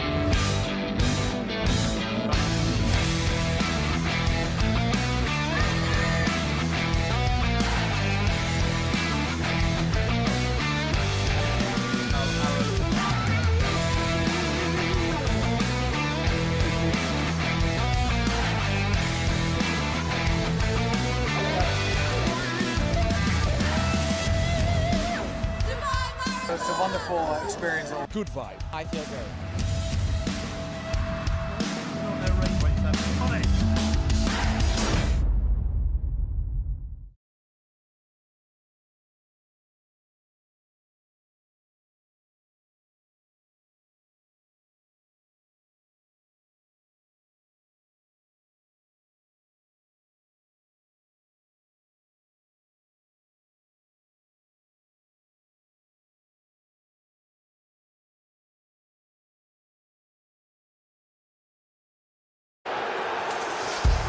Textbook free kick from Stuart Armstrong. This season, it's all about the celebration, the laughter, the fight, and of course, the game. Watch English Football Championship, League One, and League Two on your home of champions. Catch every game. Watch on the SportsMax app.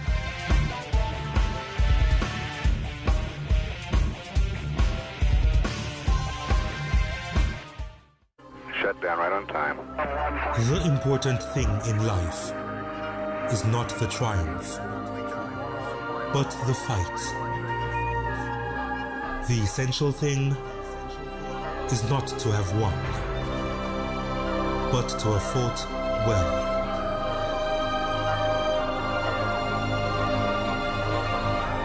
It's huge! It's massive! Faster. Up the hero wins! 10-6-0! Olympic record! Wow! Higher. Nothing short of phenomenal. Stronger. Welcome to the new chapter of sport.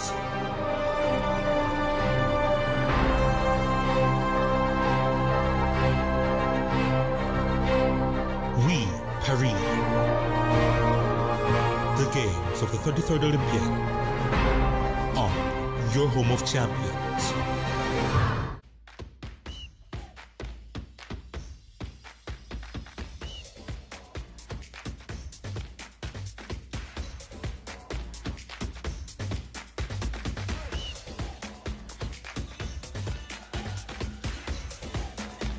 The home of champions has lots of action for you. England versus India, the first test, day 1 on SportsMax 2, live on Wednesday at 11 p.m, 12 in the Eastern Caribbean. Mouth-watering cricket, India against England. And then Australia against the West Indies, the second test, day 1 on SportsMax, live on Wednesday as well at 11 p.m, 12 in the Eastern Caribbean. Can the West Indies turn things around down under against the Australians in that 2-test series? Back here at the Draxhall Sports Complex, Lime Hall, well, still looking for their first win of the season. So far, after 45 minutes, they've kept things respectable against 7-time champions Portmore United, who are 3rd in the table currently, and the 2nd highest goal scorers in the Premier League this season. They have the best defensive record as well, but they have had nothing much going forward. Just one out-and-out opportunity that fell to Omar Reed, who looks as if he is about to be substituted, the former St Andrew Technical winger. Portmore about to make a couple changes. In Rudolph Austin, their most senior player, is going to make his way into the lineup as well. He is on for Richard Livingston, the current St Andrew Technical High School captain. and he is seeing enough. So Austin on with his seniority. Will be a different dynamic now with Austin coming in, because he obviously won't play as a flank player. No, definitely central. We see, and there's the other change in Henry coming on. Shackwell Henry, who spent some time at Tivoli. Shackwell Henry, and he will be coming on for the likes of Omar Reed, who was recovering from, well, coming back from injury was Reed. Hamstring injury as well, and probably Philip Williams not wanting to take any chances with him, not really giving him more than 45 minutes, as Odette Hamilton is ready to get this second half underway. And hopefully one that we will see some goals. Dwight Jeremiah. Yeah, and the fact that those changes have come, Rousseau has been released further up the park as well, just to play outside. Austin on the inside. No surprise with that, of course, with Rousseau moving out of that era. Austin does have the experience, but less pace. Yeah. And Limehall will be hoping that maybe they can get more players forward and exploit that. They do have some speedy characters. Petticook is quite fast as well, and so is Brown. Can they use their pace against Austin, even though he is the one with the experience? Yeah, probably looking to go with 3 at the back. Young is there with Austin. Rudolph Austin, so much experience, former Reggae Boys captain as well. Played a lot of his club football in England, especially with Leeds.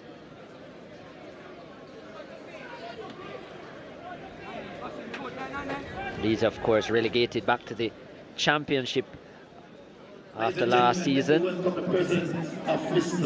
But generally, in the times that they have spent in the Premier League, one of the most exciting teams, especially from an attacking standpoint. Yeah, even the last time with BLC, it was really a pleasure watching them, and a team that I wanted to stay up because of that.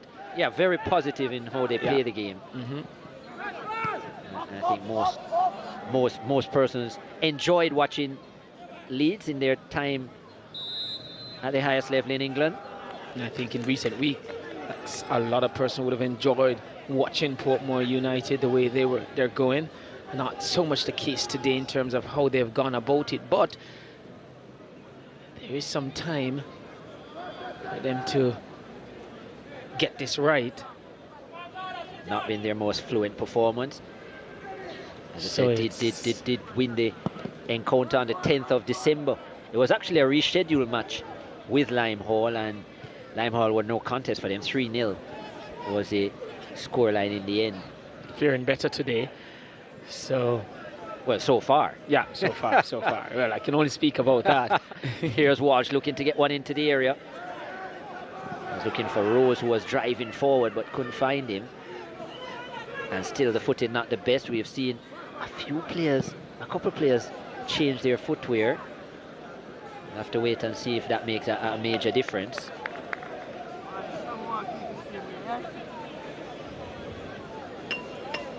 So definitely in the transitional play, most times attacking transitional play, Portmore, they leave 2 or 3, at times just 2 at the back. Well, Austin showing that he still does have a bit of pace about him. Now 38 years of age, though, Rudolph Austin, one of the eldest players in the league.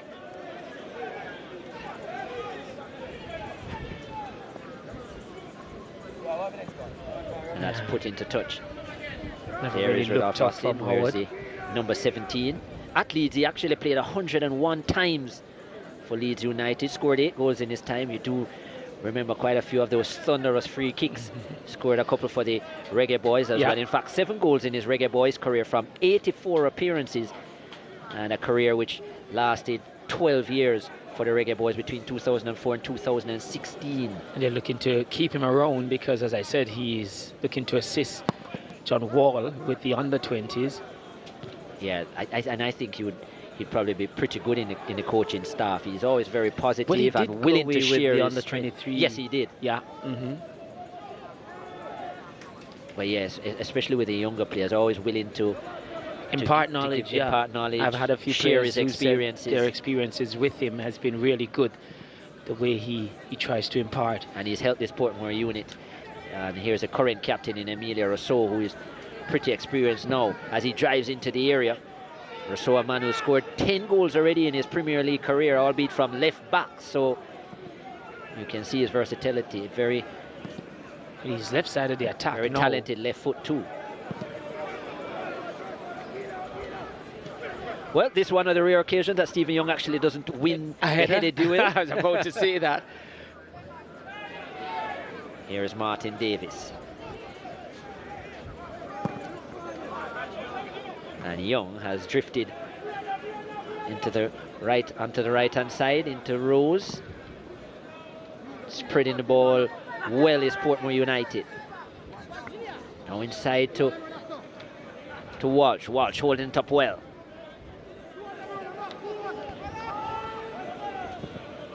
Inside looking for Walsh again. Walsh looking to shoot. Can he keep that in? Just.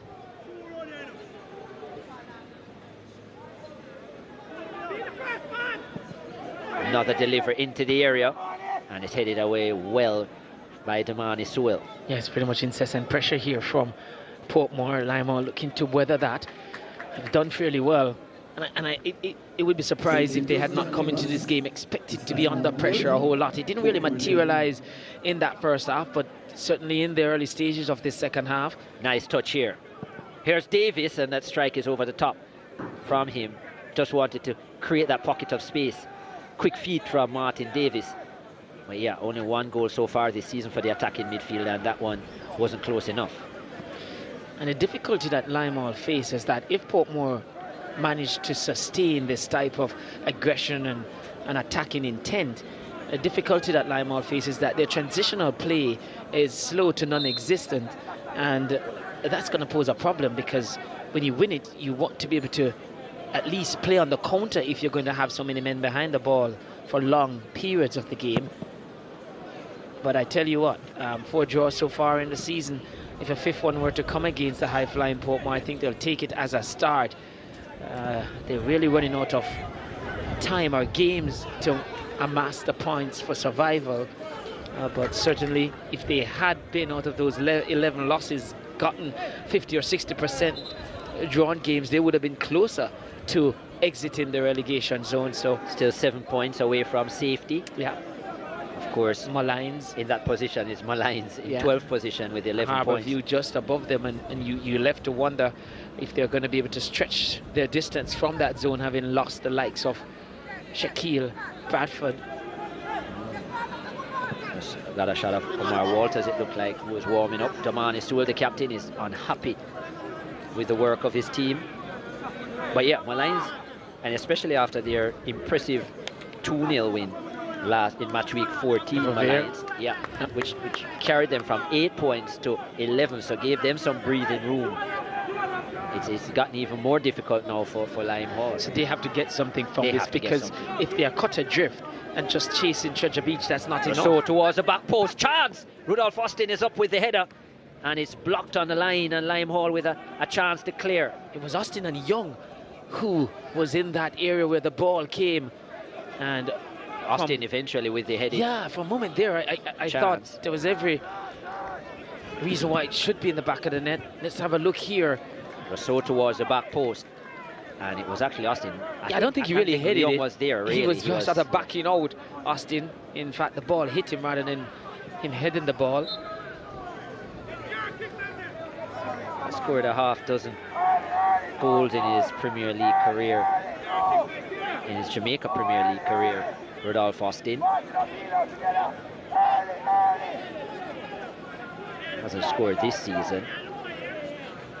But yeah, that wasn't far away.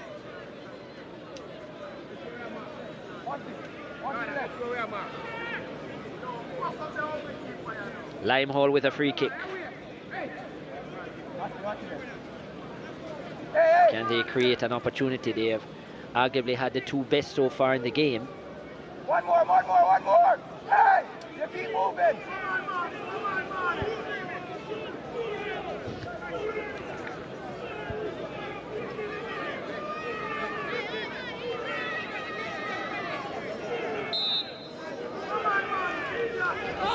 Delivery towards the penalty area. Somewhat cleared, and well, swirling in the wind was that ball, and it's out for a corner. That was dangerous for Tyrone Williams. Look at this delivery towards the penalty area. It came off the head of what it seemed like, and actually it wasn't as close as it looked initially. No. Into the area, and this time Austin is there. Gets it away and chance to break. The breeze has picked up and it's causing some problems, as well as Jaheen Rose tries to bring it under control.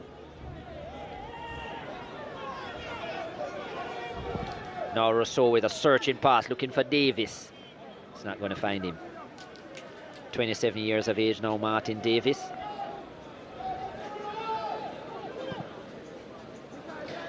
I think on that break just now, where Portmore were looking to break Limehall, they did keep about 3 players back.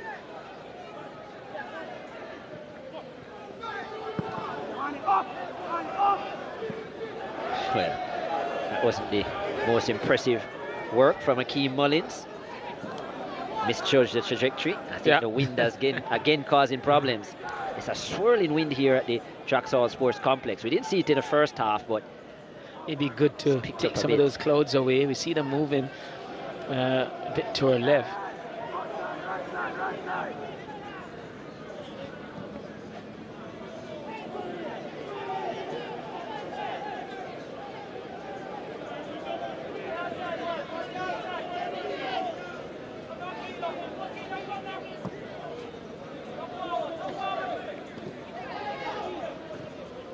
Not a bad touch then. I was trying to find Henry. Couldn't find him. The Tivoli youngster. Shackwell Henry. Fresh out of the Manning Cup.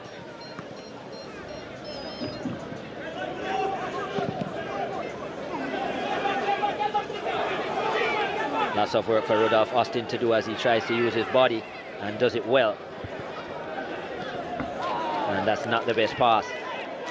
And he knows it, Akila Howard, disappointed with his work. Using experience there though, Rudolph Austin, and doing well. Just bodying up with Mendes, and in the end he was no match. That's the type of experience and composure that was lacking in that first half, and I think that's why it was brought on. Delivery there. And Rousseau does well, so does Young. All applying the pressure of their own here. Supporters liking that, cheering them on. Really need all the support they can get, Limehall. Like I said, a point would be a good start. 3 points would be massive for them. Yes, it's still in the zone, but that would be 7. I'd take them level on points with Treasure Beach. Treasure Beach, yeah. Who comes up next against a Mount Pleasant team. So just a little light they need to see. Well, you've gotten quite a bit of sunlight now. Yeah. Dwight Jeremiah, that's in towards the penalty area.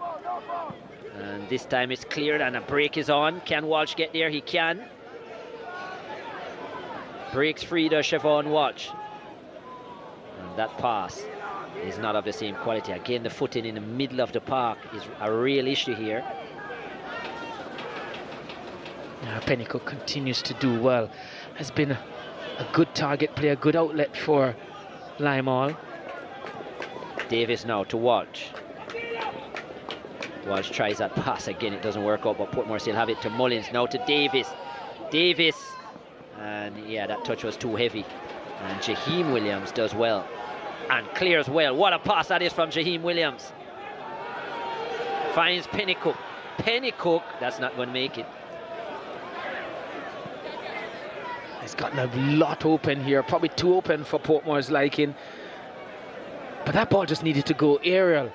And for the first time, I think, Limehall, they had some balance to the attack, because they had the opportunity to switch the point of attack. We didn't see that at any stage when they broke in the first half. But again, because the player's not coming out fast enough transitionally, I think Jaheen Brown took it upon himself to really launch a superb pass to pick out Pennycook.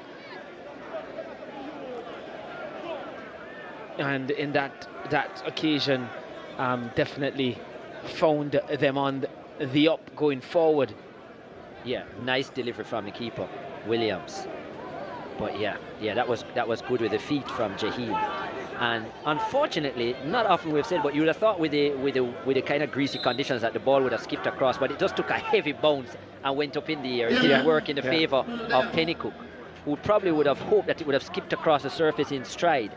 Yeah, so he could have just he gone was ahead. forced to turn the ball but still back. there was an opportunity in switching the point of attack. Definitely. It's just that the pass was pass was poor. Well, here's Portmore driving forward, the teenager in Henry, who likes to dribble, Shaquille Henry. And he's brought down. It will be a free kick to Portmore. I actually think the open game might suit Portmore, because they would probably look at their 11 and say, well, you know, we're the more talented in terms of goal scorers. Yeah, and true, with an open true. game, they will create more opportunities or have more opportunities. Emilia Rousseau with a free kick. Can't beat the first defender. And that pass does well to find Rose. Rose, oh, that was not good from Rose. Had to be bending that around the Lime Hall defense in Sewell. And now Mendes. Into the area, looking for Walsh, and Williams collects. Players sliding all around. It was Nicoy Gale with a pass on that occasion. And a little bit better we see tactically here from Lime Hall. They're leaving two players up. Portmore normally in their attack, the shape is they would have a 3-4-5, and having the 5 across those vertical zone. Young goes up. One of their central defenders always go. At the most, they'll keep one of the wing backs, but oftentimes, and it goes to 2-4-5, and then they have those players to deal with at the back. 2-3-5, as I said, and then they'll have those players in attack. But then Lime Hall looking to go over those players, going direct with the two players they're keeping up, which is Ronaldo Brown and Pennycook. Yeah, playing a 4-4-2 formation is Lime Hall. And I think this time, as you said, not only are they keeping the two players up, but at least a midfielder or two looking to get more advanced, instead of like in the first half where 11 players were in their own half. And when they win it, just no outlet. Okay, correct. So they've been a bit braver here. Probably encouraged by the fact that they have managed to stay level with Portmore in that first half, and did get a few look-ins. It's a foul from Stephen Young, and it will be a free kick to Lime Hall. Ronaldo Brown is down again. There we see Hal Grimson and his wife in the stands here. He did say to me he was going to be here. In fact, we hosted him in Trelawney, the Trelawney Football Association on Friday. We had a good rap session, so he should be. Well, he's here, and he said he should be in Montego Bay tomorrow as well. Actually lives in St. Anne, so not far away. No. On the north coast. Enjoys the sun. Here to Kingston, he says. Yeah, no surprise. A lot more beaches on this side of things, and open landscape. Yeah. Not a concrete jungle. Lime Hall with the delivery. They certainly love the parish of St. Anne, where they're from. But yeah, not loving the fact that they're struggling in terms of finding goals. Only 7 on their season, and this is their 15th game, Lime Hall. Tyreek O'Connor also in the red there, a player from Malines looking to come in here at Lime Hall. Not only from Malines, no, come on now, Dwight. Towards the near post. Well, that's where he's at the moment, on loan from Holland United, yes, if that's what you're saying, Chris. Nice flick on header, and Tyrone Williams is there to collect and sets it quickly to Jaheen Rose, who does well. Now Walsh tries to play it over the top, and I don't know if that was the right decision. Probably would have been better playing it along the turf towards the penalty spot for Henry. Anyhow, Portmore driving forward. Rousseau to Walsh, nice pass. Walsh! No, he doesn't make good connection. Took an awkward bounce. Yeah, it did, but I'm wondering if he didn't show that composure. I'm wondering if he was rushing it too, because probably took his eyes off it and looking at the goal. Let's have a look here. Took it down.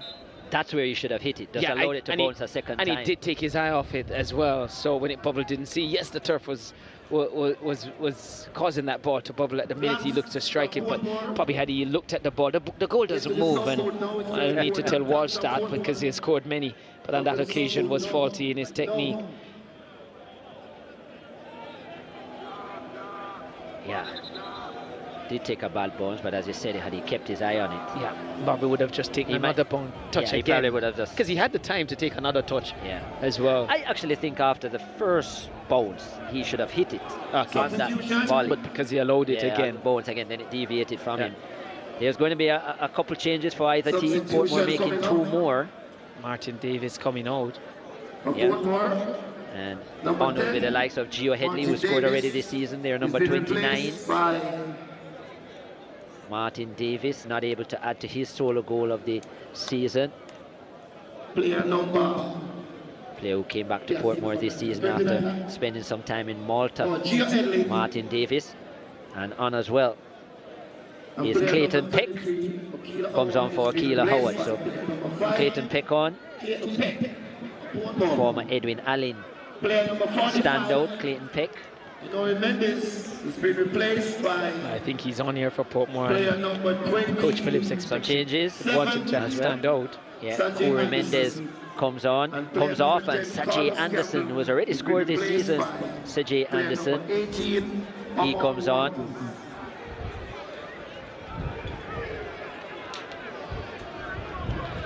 Crowd doesn't like the fact that Campbell has been taken out.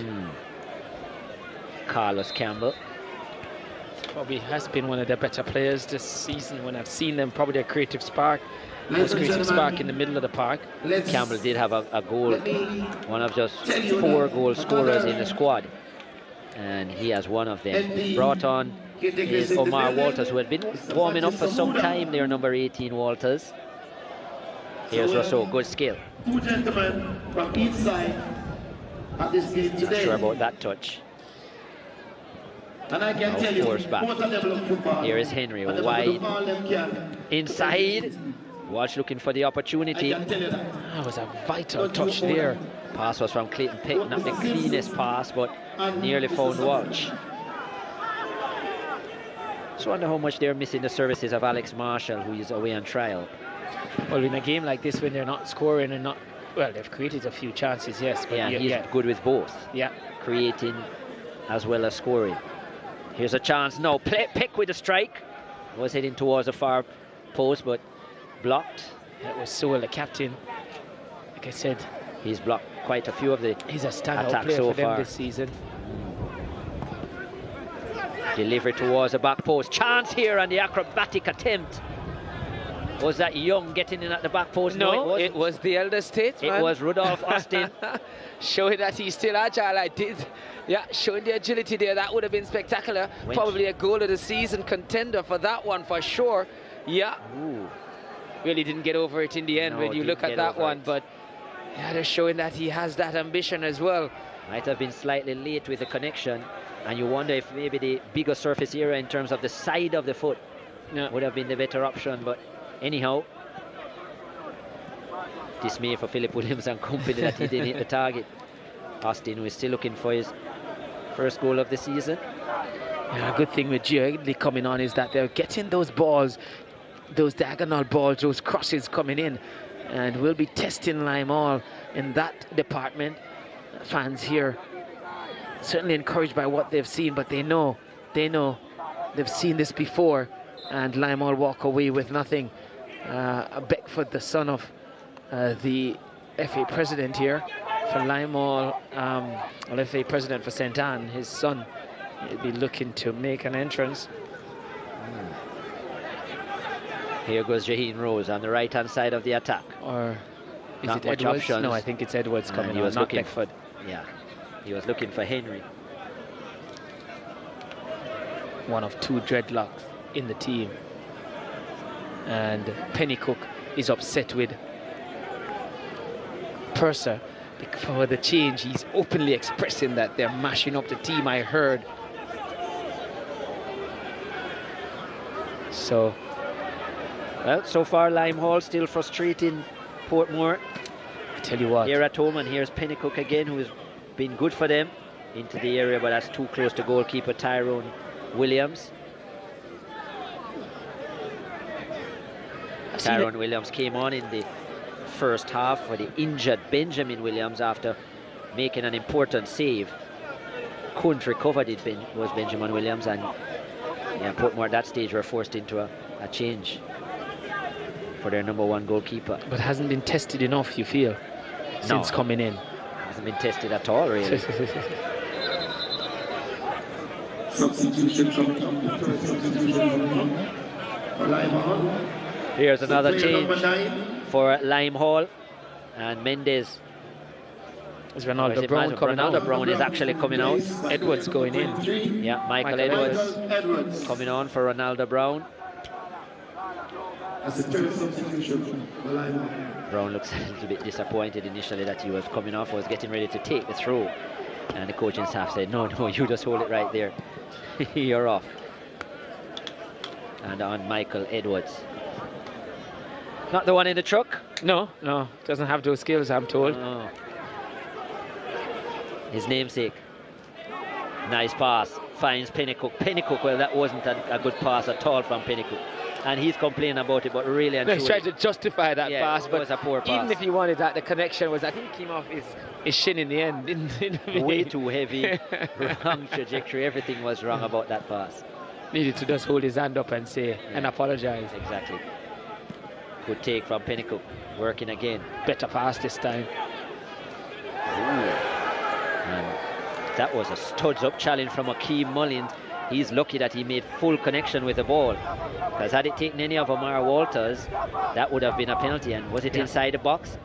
Just outside, I think. The leg that he made contact, it was dangling over the line in the air, so who knows, maybe.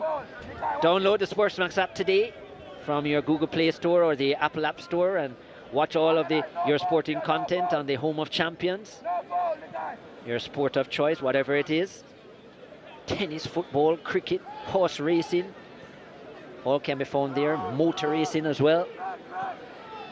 And in fact, even field hockey of recent on the home of champions. Have you ever played hockey, Dwight Jeremiah? No, I play cricket. That's the only stick I've normally, it's closest I've come to that. Yes, cricket quite popular in Jamaica, maybe not as popular as it was once, but anyhow, trying to be popular at Portmore United on the attacking end, but so far this has been a pretty dull performance from the second highest goal scorers in the Premiership. Here they go again, Lime Hall on this occasion. Michael Edwards just can't seem to stay upright. Clayton Peck generally prefers the left foot. Change of play, it's not going to get there. Well, was that a handball from Jones? Lime Hall with a chance to come away with it. Miller. Nice pass from Miller. Finds the substitute in Anderson, but Stephen Young does well, very well. And here we go again. Just about 18 minutes to go. And I think pressure mounting now on Portmore. They're expected to do whatever they expected to win this one. Nice ball into the air. Walsh doesn't make connection with the finish. Tried to open up his body to place it, did Siobhan Walsh, which was probably the right idea. Yeah, just not executed the way to make it effective. Yeah. But a bit anxious now from Portmore. Here goes Jaheen Rose. Pass looking for Henry, and Henry probably would have been better off looking for a pass, went for the strike, and he was never going to get that on target, especially under pressure. I mean, Edwards just went onto the park, and his name has been called more than any other by Purcell. He wants him to do some tracking back. He looks winded already, and the crowd didn't like at the time the change was being made, nor did Ronaldo Brown. So Purcell just want to justify that. Edwards not helping him at all. There is Gawain Austin, left of screen, nephew of Rudolph Austin. So it actually wasn't him we saw earlier. But what is sure is that he's not in the squad today, you feel? Yeah. Because we did see the Mount Pleasant players coming in, and that decked looked out like in there. Murray to the right, side of the screen. Another Mount Pleasant player, Dean Murray. It's a big squad, no surprise. Yeah, some players can't get in. Yeah. Gawain Oski did score in his first appearance, as far as I remember, for Mount Pleasant from Portmore. Hasn't scored since. It's competitive. You could see him watching the SportsMax app as well. Yeah, why not? Likes listening to you. I think he probably wanted to see his uncle's attempt on goal to laugh later. And say, I'm not sure if the scissors kick is in your repertoire. And it's a very, very risky attempt at your age. 38 years of age now, Rudolph Austin.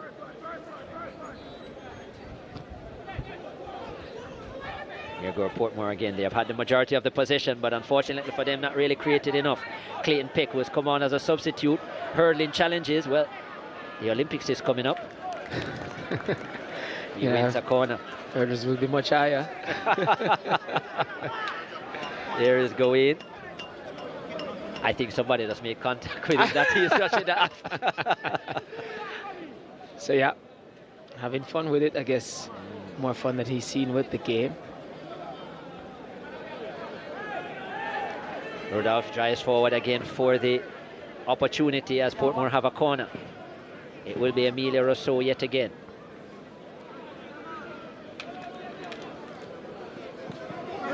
Towards a near post. Well, luckily James Williams was there, and there was nobody from Portmore at the near post, surprisingly so. Yet they give it away. Chance into Young. Young! And the shot is blocked at the vital moment. Well, that was an important block. Needless to say, now Rousseau back to Austin. Rousseau with the left foot. Rousseau with a strike just over the top. Yeah, he knew.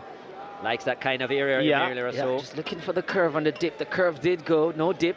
I think Young got the chance earlier. I guess not nimble enough on his feet. Yes, he'll score goals, but not an attacker. The closest I've gone, I've played him into midfield before. Good try. But more defensive. So he did. But he took it as a freedom to just go forward. But yeah, on that occasion, just wasn't nimble enough to get that ball out from under his feet and get a strike on goal.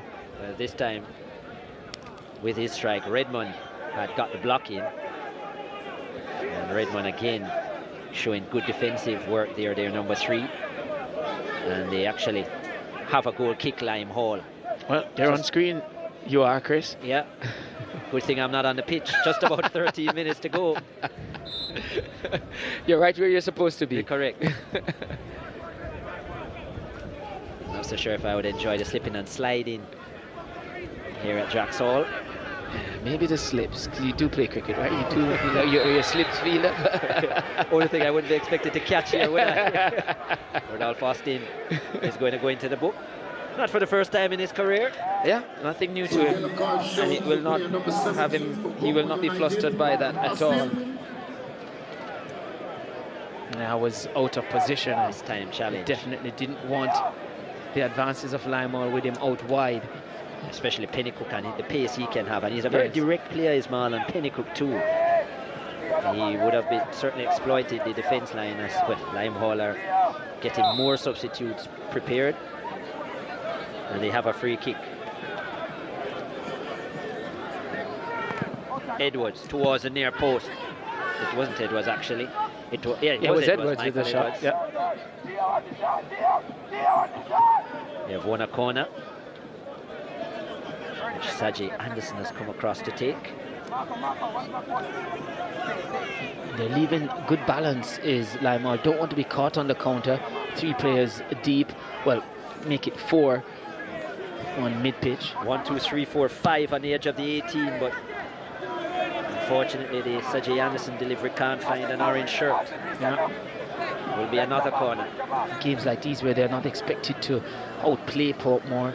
Set pieces are a very good route for them to try and get maximum here. 7 corners now for Lime Hall. They have the majority, and that strike from distance is well over the top. That was from Dario Stewart. It's not for the first time I think he had gotten onto the end of a ball from deep in this game. Early in the first half, a ball rolling across just outside the 18. He did make contact, but it was blocked. No Just chance of this one being blocked because it was well high. Blocked by the advertising. Well, no. They're actually Probably no high advertising boards behind the unless goal. it's our cameraman there that would have blocked that one. Well, good work by Pennycook. He must be one of the contenders for player of the game. Yeah, certainly. Pennycook. It stays 0-0, I think. Well, you have good defenders there. Sewell has been Of good. course, Sewell but has been excellent, if we were to get a he would goal be in and the win list, this one, is he'll what be I in the was list. saying. Yeah, for sure. Now here's Edwards. Can't get past Young. Clayton Peck. He's been good since coming on. Certainly favours that left-hand side, almost narrowing his options there, Clayton Peck. And now puts Young under pressure. Yeah, Edwards just don't seem to be having the energy here. He hasn't beaten a player 1v1, and his recovery work for the team has not been excellent at all. Austin, nice pass. I'm not sure if he will be able to bring that under control. Is Nicoy Gale, who's actually been playing a bit more advanced now, even more than he played in the first half, especially with the insertion of Gio Headley. No, he has been good when he's on the ball. Getting those balls into the box has been really good. But early when he came into the game, saw a lot of the ball. Here's Gale again, finds Headley. Headley, talented player is Headley. Winds past two players. Headley into the area. And should Headley have taken the shot there, Gio Headley? Yeah, great skill to wind his way into the box. Peripheral vision. He saw Walsh and thought he could have slipped it through. It's always congested there. It was difficult. Yeah. Lots of players so maybe in to a shot, a driving shot at the near post. And maybe the rebound would have come to Walsh. Or a deflection too. Correct. Here he is again, Headley. Skillful player. This time it's taken off of him. Yeah. Inadvertently. And from the blind side, a play approach. Recovering run there. Rousseau beaten to it though, and Limehall with a chance to counter. Not much options for them. And here come Portmore again. Emilia Rousseau, nice to Walsh. Chest control is not the best. Portmore piling on the pressure. Can they find that goal? Peck. Rose. Rose looking for Walsh. Walsh with a turn. And yeah, he will win the free kick, Walsh.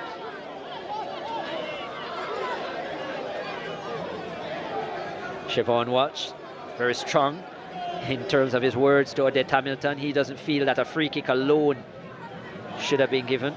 Here is a turn from Walsh. Oh, that's a poor challenge there from the substitute.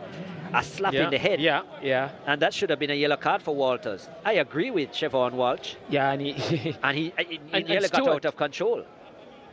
And also Stewart. Yeah, Stewart with the body, but if you look at Walters, he came with a hand in the back of Siobhan Walsh's head. Yeah. Slapped him in the back of his head. And Stewart also did a slap to the side as well. So that should have been a yellow card. I certainly think for Walters. When Walsh turned around, he was looking at Stewart. Yeah. And was about to retaliate. I don't think the major hit came from Stewart, though. I think no, Walsh, I agree. But he didn't know that. But then he felt that last one, and then he turned around and he was staring Stewart in the eye. A bit passive, I think, on that occasion from Odette Hamilton. I think a yellow card should have been was warranted there. Yes. You don't want that kind of behavior. Yeah. And then you can imagine a challenge following this incident now where it really gets out of hand. Yeah. Free kick for Portmore. It is Rudolph Austin on target. Brilliant save by Jaheim Williams. Yeah, had to get there. Williams need every inch of his frame. The biggest of goalkeepers, but yeah, did get across in time. We spoke about being nimble in that area on your feet because of the wetness, but yeah, he did get across. Might be going wide in the end. Yeah, he wouldn't have known. No, not at all. And might have just snipped the outside of the right upright, if anything. But good free kick from Austin. Difficult skill when it's close to the 18-yard line to get it up and back down in time. Portmore with a corner. 7 minutes to go. Rousseau finds Austin again, please. Header on. Chance for Headley, strike from Peck on his favoured left foot, but was leaning back. Yeah, it just wasn't out of his feet enough here. It seems sort of just trying to drag it out from beneath him. Nobody warming up currently on the Portmore bench. Yeah, nobody warming up. Pretty happy with probably how they are getting players forward now, because they have a lot of the possession and they are pressuring the defence line of Limehall. Lovely pass out to Rousseau. Austin has gone into the box as well. Comes across to Austin. No, well defended on this occasion. The Limehall defence have concentrated pretty well in these 84 minutes. Yeah, they've dealt with everything thrown at them so far. But we've seen them concede a lot of late goals, so they'll have to continue. The job isn't done yet.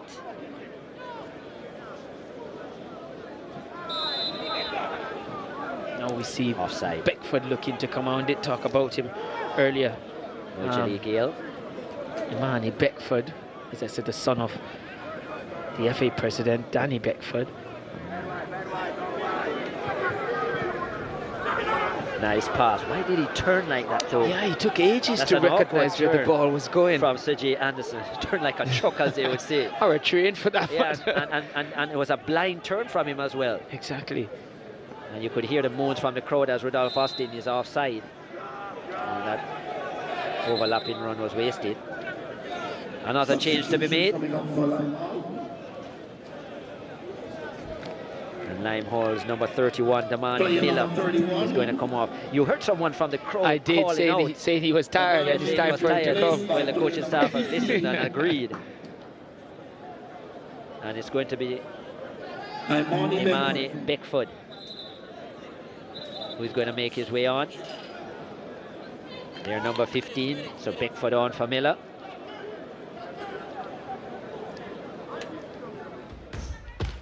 So the SportsMax app moment brought to you by the SportsMax app, and it's this magnificent save from Benjamin Williams.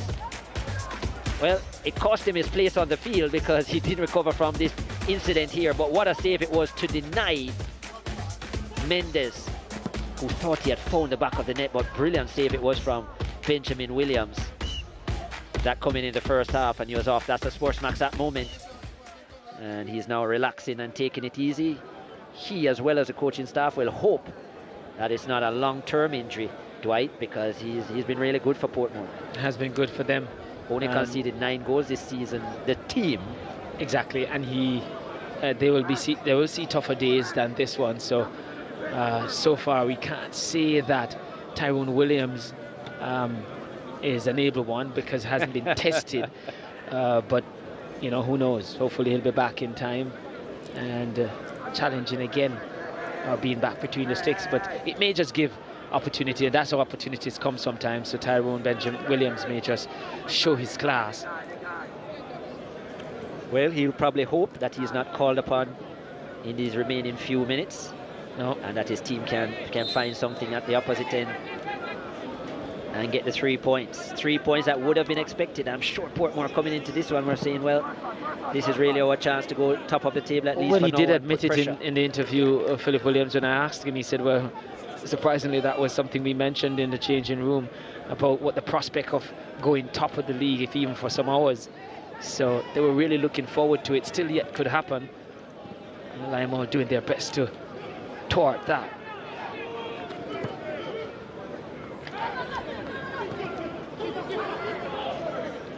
Austin driving forward, looking for the 1-2. Well, he's turned into attacker now. Yeah, they ditched it. It looks like 3 at the back. For the most part, that free role. Yes, as well, Austin, because does have the eye for the pass too. Yeah, looking to be a game changer, and that's what Philip Williams said they wanted to use him as. Here is Michael Edwards now at the opposite end. Throws it through the legs. Tell you what, he has not beaten a man 1v1. Edwards slipping and sliding is Henry. Good turn from Shackwell Henry, and then a nice pass into Austin, who does well. Walsh is onside. Siobhan Walsh! It's in the back of the net. Portmore have done it in the 89th minute, and their leading goal scorer finds the back of the net yet again. Siobhan Walsh with 8 on the season, and elation is a characteristic to describe the Portmore bench. He is rocking the baby to sleep, and Portmore United are minutes away from a big 3 points here at the Drax Hall Sports Complex. Heaping more woes on Limehall, but that was a good move. And I tell you what, give the referee a lot of credit, because twice she could have stopped that one. first with a tug on the shirt and then with Austin going down, but she allowed the advantage to play, and Portmore did take advantage of that. And yeah, goalkeeper Jaheim Williams a bit disappointed maybe at his near post not going down in time. Not a lot of power on that shot from Walsh, but enough precision to take that one over the goal line. And at this moment, pole position for Portmore, and in the live table, top of the league. Yeah, just the man you'd want the opportunity to fall for Portmore. 8 on the season now for Siobhan Walsh. She is in 2nd position on the scoring charts, behind Dunn and Bryan, who are tied on 9. And yeah, that's a big goal for Portmore United. It's been a frustrating afternoon for them thus far. And again, we spoke about late goals being conceded by Limehall, and there's another example. Can't say it was necessarily a lapse in the defence line, but not caught out a bit line, but just allowed the progress a bit too easy. And it started with Shackwell Henry, who was allowed to go forward. And but to give Henry credit, it was a wonderful turn, the way he turned the defender, and yes, he was being pulled back.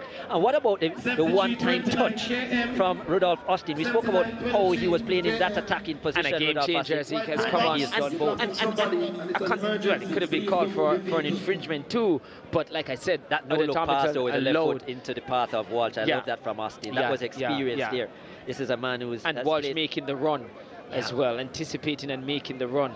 Both those players have played so much of their football overseas, granted in different environments. Yes. Denmark. But the fact at his age that he still can come on and be that game changer here, yes. Oh yeah, played out big part. And give well, himself a part of the coaching. Rousseau again towards the business area, and it was Stephen Young, no surprise, who was looking to challenge for the header, and instead fouled Jaheim Williams. But yeah, Rudolph Austin, who, as you said, so much experience. And I was saying, giving them credit, whether it was Sim a part of it because he's a part of the coaching team here at Portmore, player coach, but also the fact that they said, okay, let's ditch the 4, let's go searching for it, let's release Austin, play 3 at the back. I think that might have been even a decision from him, just picking up the tempo of the game. It could be him as well as from them. Know that they've got the goal. Look at where he's gone. Yes. Right back into the centre-back position. He is good with just 1 goal. And I'm sure so are Portmore once they can keep the clean sheet. Here is Henry. Oh, lovely 1-2 play, and Henry puts it into the back of the net. Wow! Gio Henley to Shackwell Henry. 8 goals in his schoolboy footballing career this season with Tivoli Gardens. And what about the youthful link-up of those two? Applause from Philip Williams, their coach. And Portmore finishing this game with a bang. I did mention that Giadley coming onto the park really created a lot of spark for Portmore. A lot of things bright and beautiful he was involved in it, but lovely picked up there. His back was to goal, but the run continued and he picked it out, expertly finished in the end. Shackwell Henry's 3rd goal of the season at this level, the schoolboy.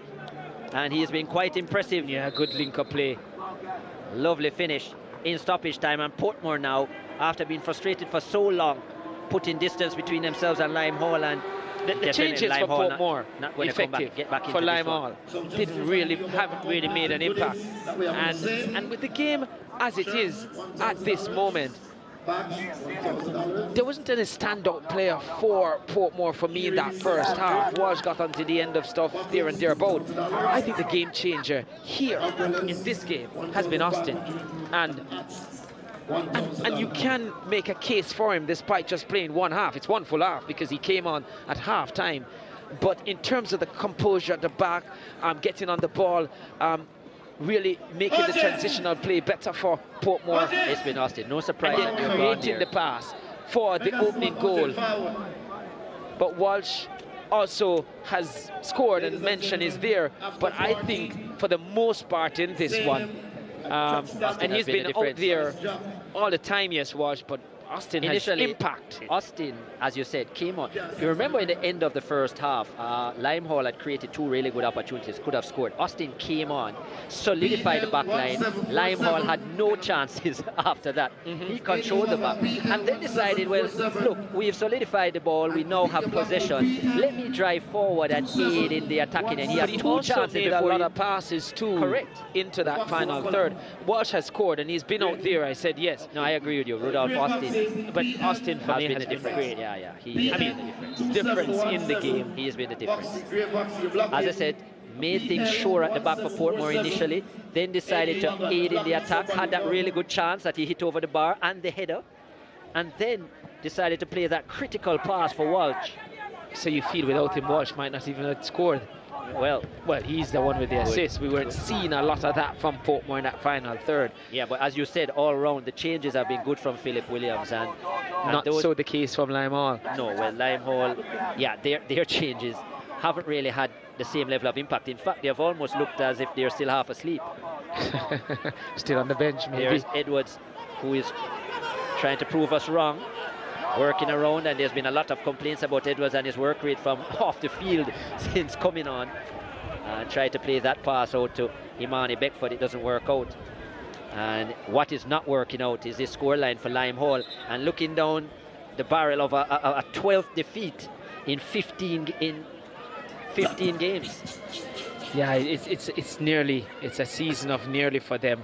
As I've said, they've come close to getting a point, to actually winning a game with Cavalier. Actually, their 11th defeat, I should say. I was advancing them a bit much. They won't like you for that. In 15 games. But yeah, it really is looking almost an impossible task. Yeah, here's Walsh. Walsh, another. Oh, that's a handball. Well, hand was at the side, and it came at him really quickly as well. I think that was heading into the back of the net. I don't think Williams. I thought Williams was a bit flat-footed in the goal. Yeah, but in terms of a penalty shot, I don't think. No. Okay. I thought that the shot might have ended up in the back of the net. And Odette Hamilton has seen enough. So the 6 minutes of stoppages have been played, and Portmore United, they left it late, but they got the job done. Yet another clean sheet. They have the best defensive record in the Premier League, but a big 3 points that takes them top of the table, at least for now. It takes them to 31 points, one ahead of Cavalier, playing a game more as well. Their 9th win in 15 matches. Siobhan Walsh and then Shackwell Henry with the goals. A smile can be afforded now from Philip Williams and the rest of the coaching staff. They have got it done. After 90 minutes, it's Portmore United 2, Limehall 0. You see, half time in the next game, now give us some prize.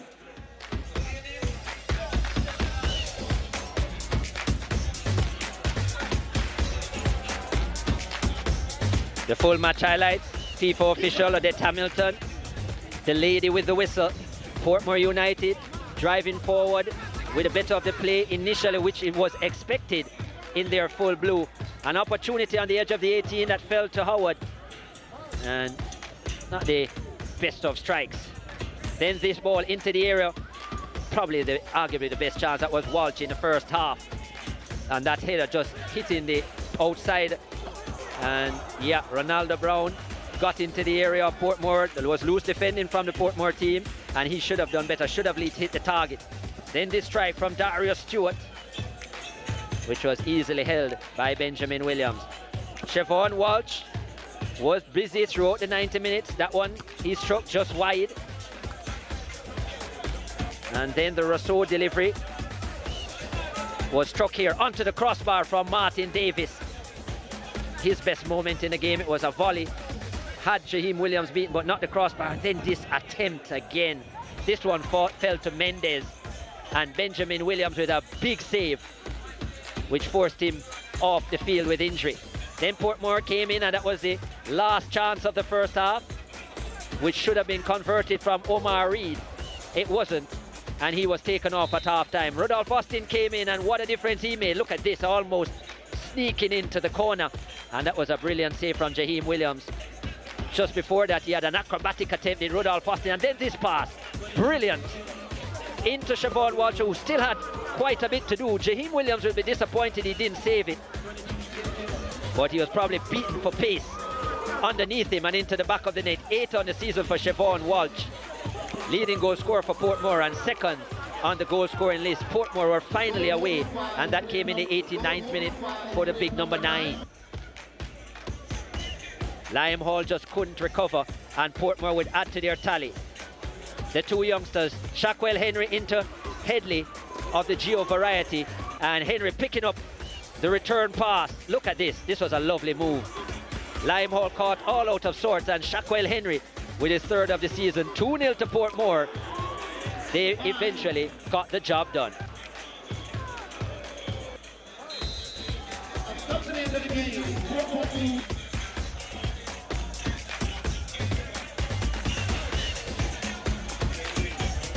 17 shots, 5 on target for Portmore United. 4 on target from 9 attempts for Lime Hall, but just couldn't get anything in the goal scoring column. There were 3 yellow cards shown by Odette Hamilton and 5 offsides. Offsides, Portmore all guilty. They were equal share of corners and majority of the saves, surprisingly, for the Portmore custodians, as both Williams spent some time between the sticks. They have the majority of the possession and all the goals. 7-time champions Portmore United with a 2-0 win.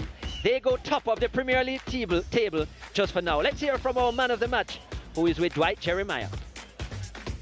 Rudolph, how does it feel at this stage of your career to still be able to come on in a Premier League game here and make the kind of impact you made today? Well, I'm overwhelmed, it's brilliant, and it's 3 points for my team, Any way I can help my team, I'm glad to help them. Well, while you were on the bench, what was the thought going through your mind as you saw your team really not firing in that first half?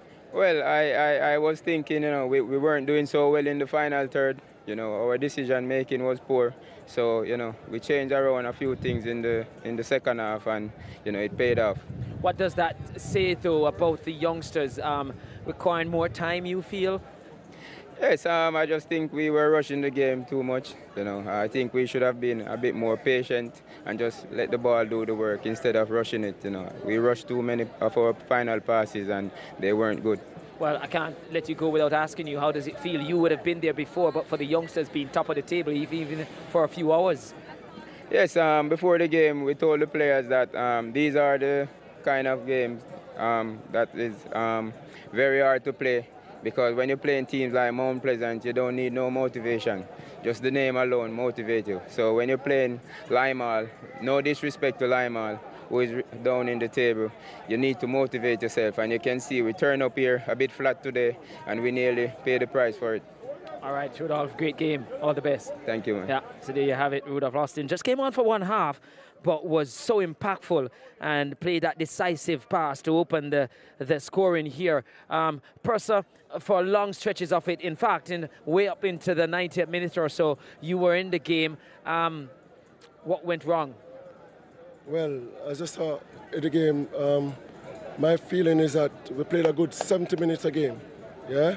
But after the game gone, the guys run out of gas. The substitutes, though, when they ran out of gas, you brought on some person who should have been well gassed up. They didn't seem to give you that. No. I could hear you shouting at Edwards, not giving you the recoveries and stuff. No. What I wanted from him was to bring the energy to the game, to lift the guys that are already losing out in strength, eh?